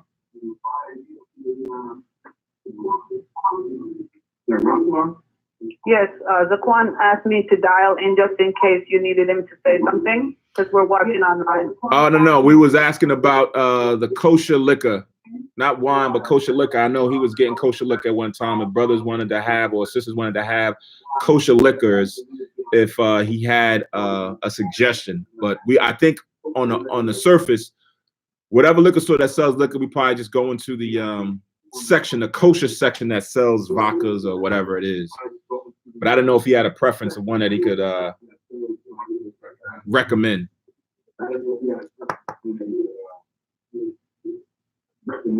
He said he'll communicate with you through text. Excellent. The water. He said he'll communicate with you through text. All right, so we're gonna set up the closing prayers again. Like I mentioned, try to be safe. Social distance. I see the brother got his little mask on here, surgical mask. But again, because things are changing fluidly, if you can dial into the classes that you don't have to physically come down to the school, just to keep yourself separated from contact from others who may be infected or have certain things. Like I said, myself and the other Kahans will decide on how we want to continue to do classes with the ever evolving changes, as well as the Sabbath service. But we're going to make sure that if changes happen and it prevents us, that we still have continuity to continue to do the classes in the Sabbath services. Right. All right. So with that, if you got questions, still reach out to us, or suggestions, reach out to us on the phone or chat or during the classes, and we can discuss it further. All right. Stay tuned for the closing prayers.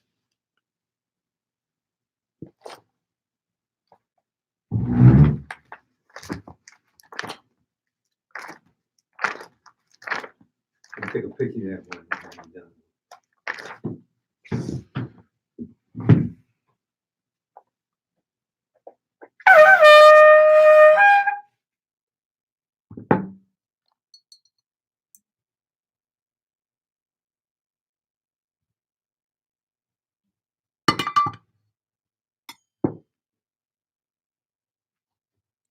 Barakatha Yahweh, Ba'Hashem Yahweh Shai, Asherad and Thalanawa, Par Yahagapan, Thawada Amun, La Yahweh Ba'Hashem Yahweh Shai, Ath Yasha Ella.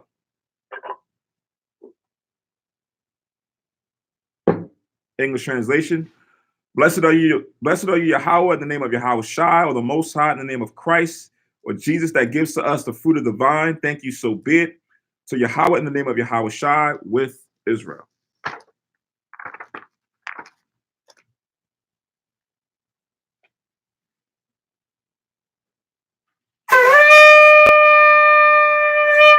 I model upon you, Jerusalem, stand and face Jerusalem.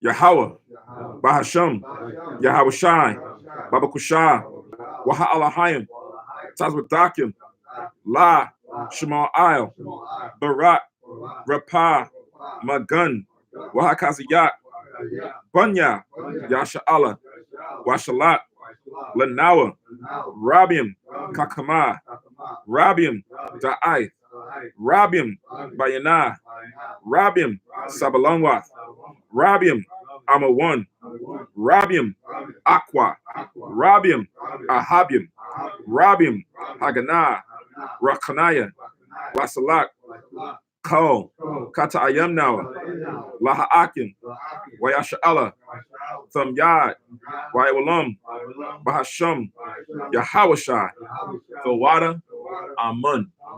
English translation. Most High, in the name of Christ, pleases to us now, right now. Send Michael and the righteous angels of powers to watch over, bless, heal, protect, and make strong the children of Israel. And send to us much wisdom, much knowledge, much understanding, much patience, much faith, much brotherhood, much love, much spiritual protection, and forgive all our sins for the brothers and sisters and Israel, always and forever. In the name of Yahweh, thank you, so be it. Four corners prayer. Yahweh, Bahasham, Yahweh Shai, Barak Nawa, Wayasha Allah, Wabathya Saparian, Shema, Yasharella, Yahweh, Allah Hayanawa, Yahweh. All right, English translation. Most High, in the name of Christ, bless us in Israel in the house of books or schools. And hear, O Israel, the Lord our power is one power. Again, we say Ashar Shabbat, happy Sabbath, and everybody move in peace and safety. Shalom. Shalom.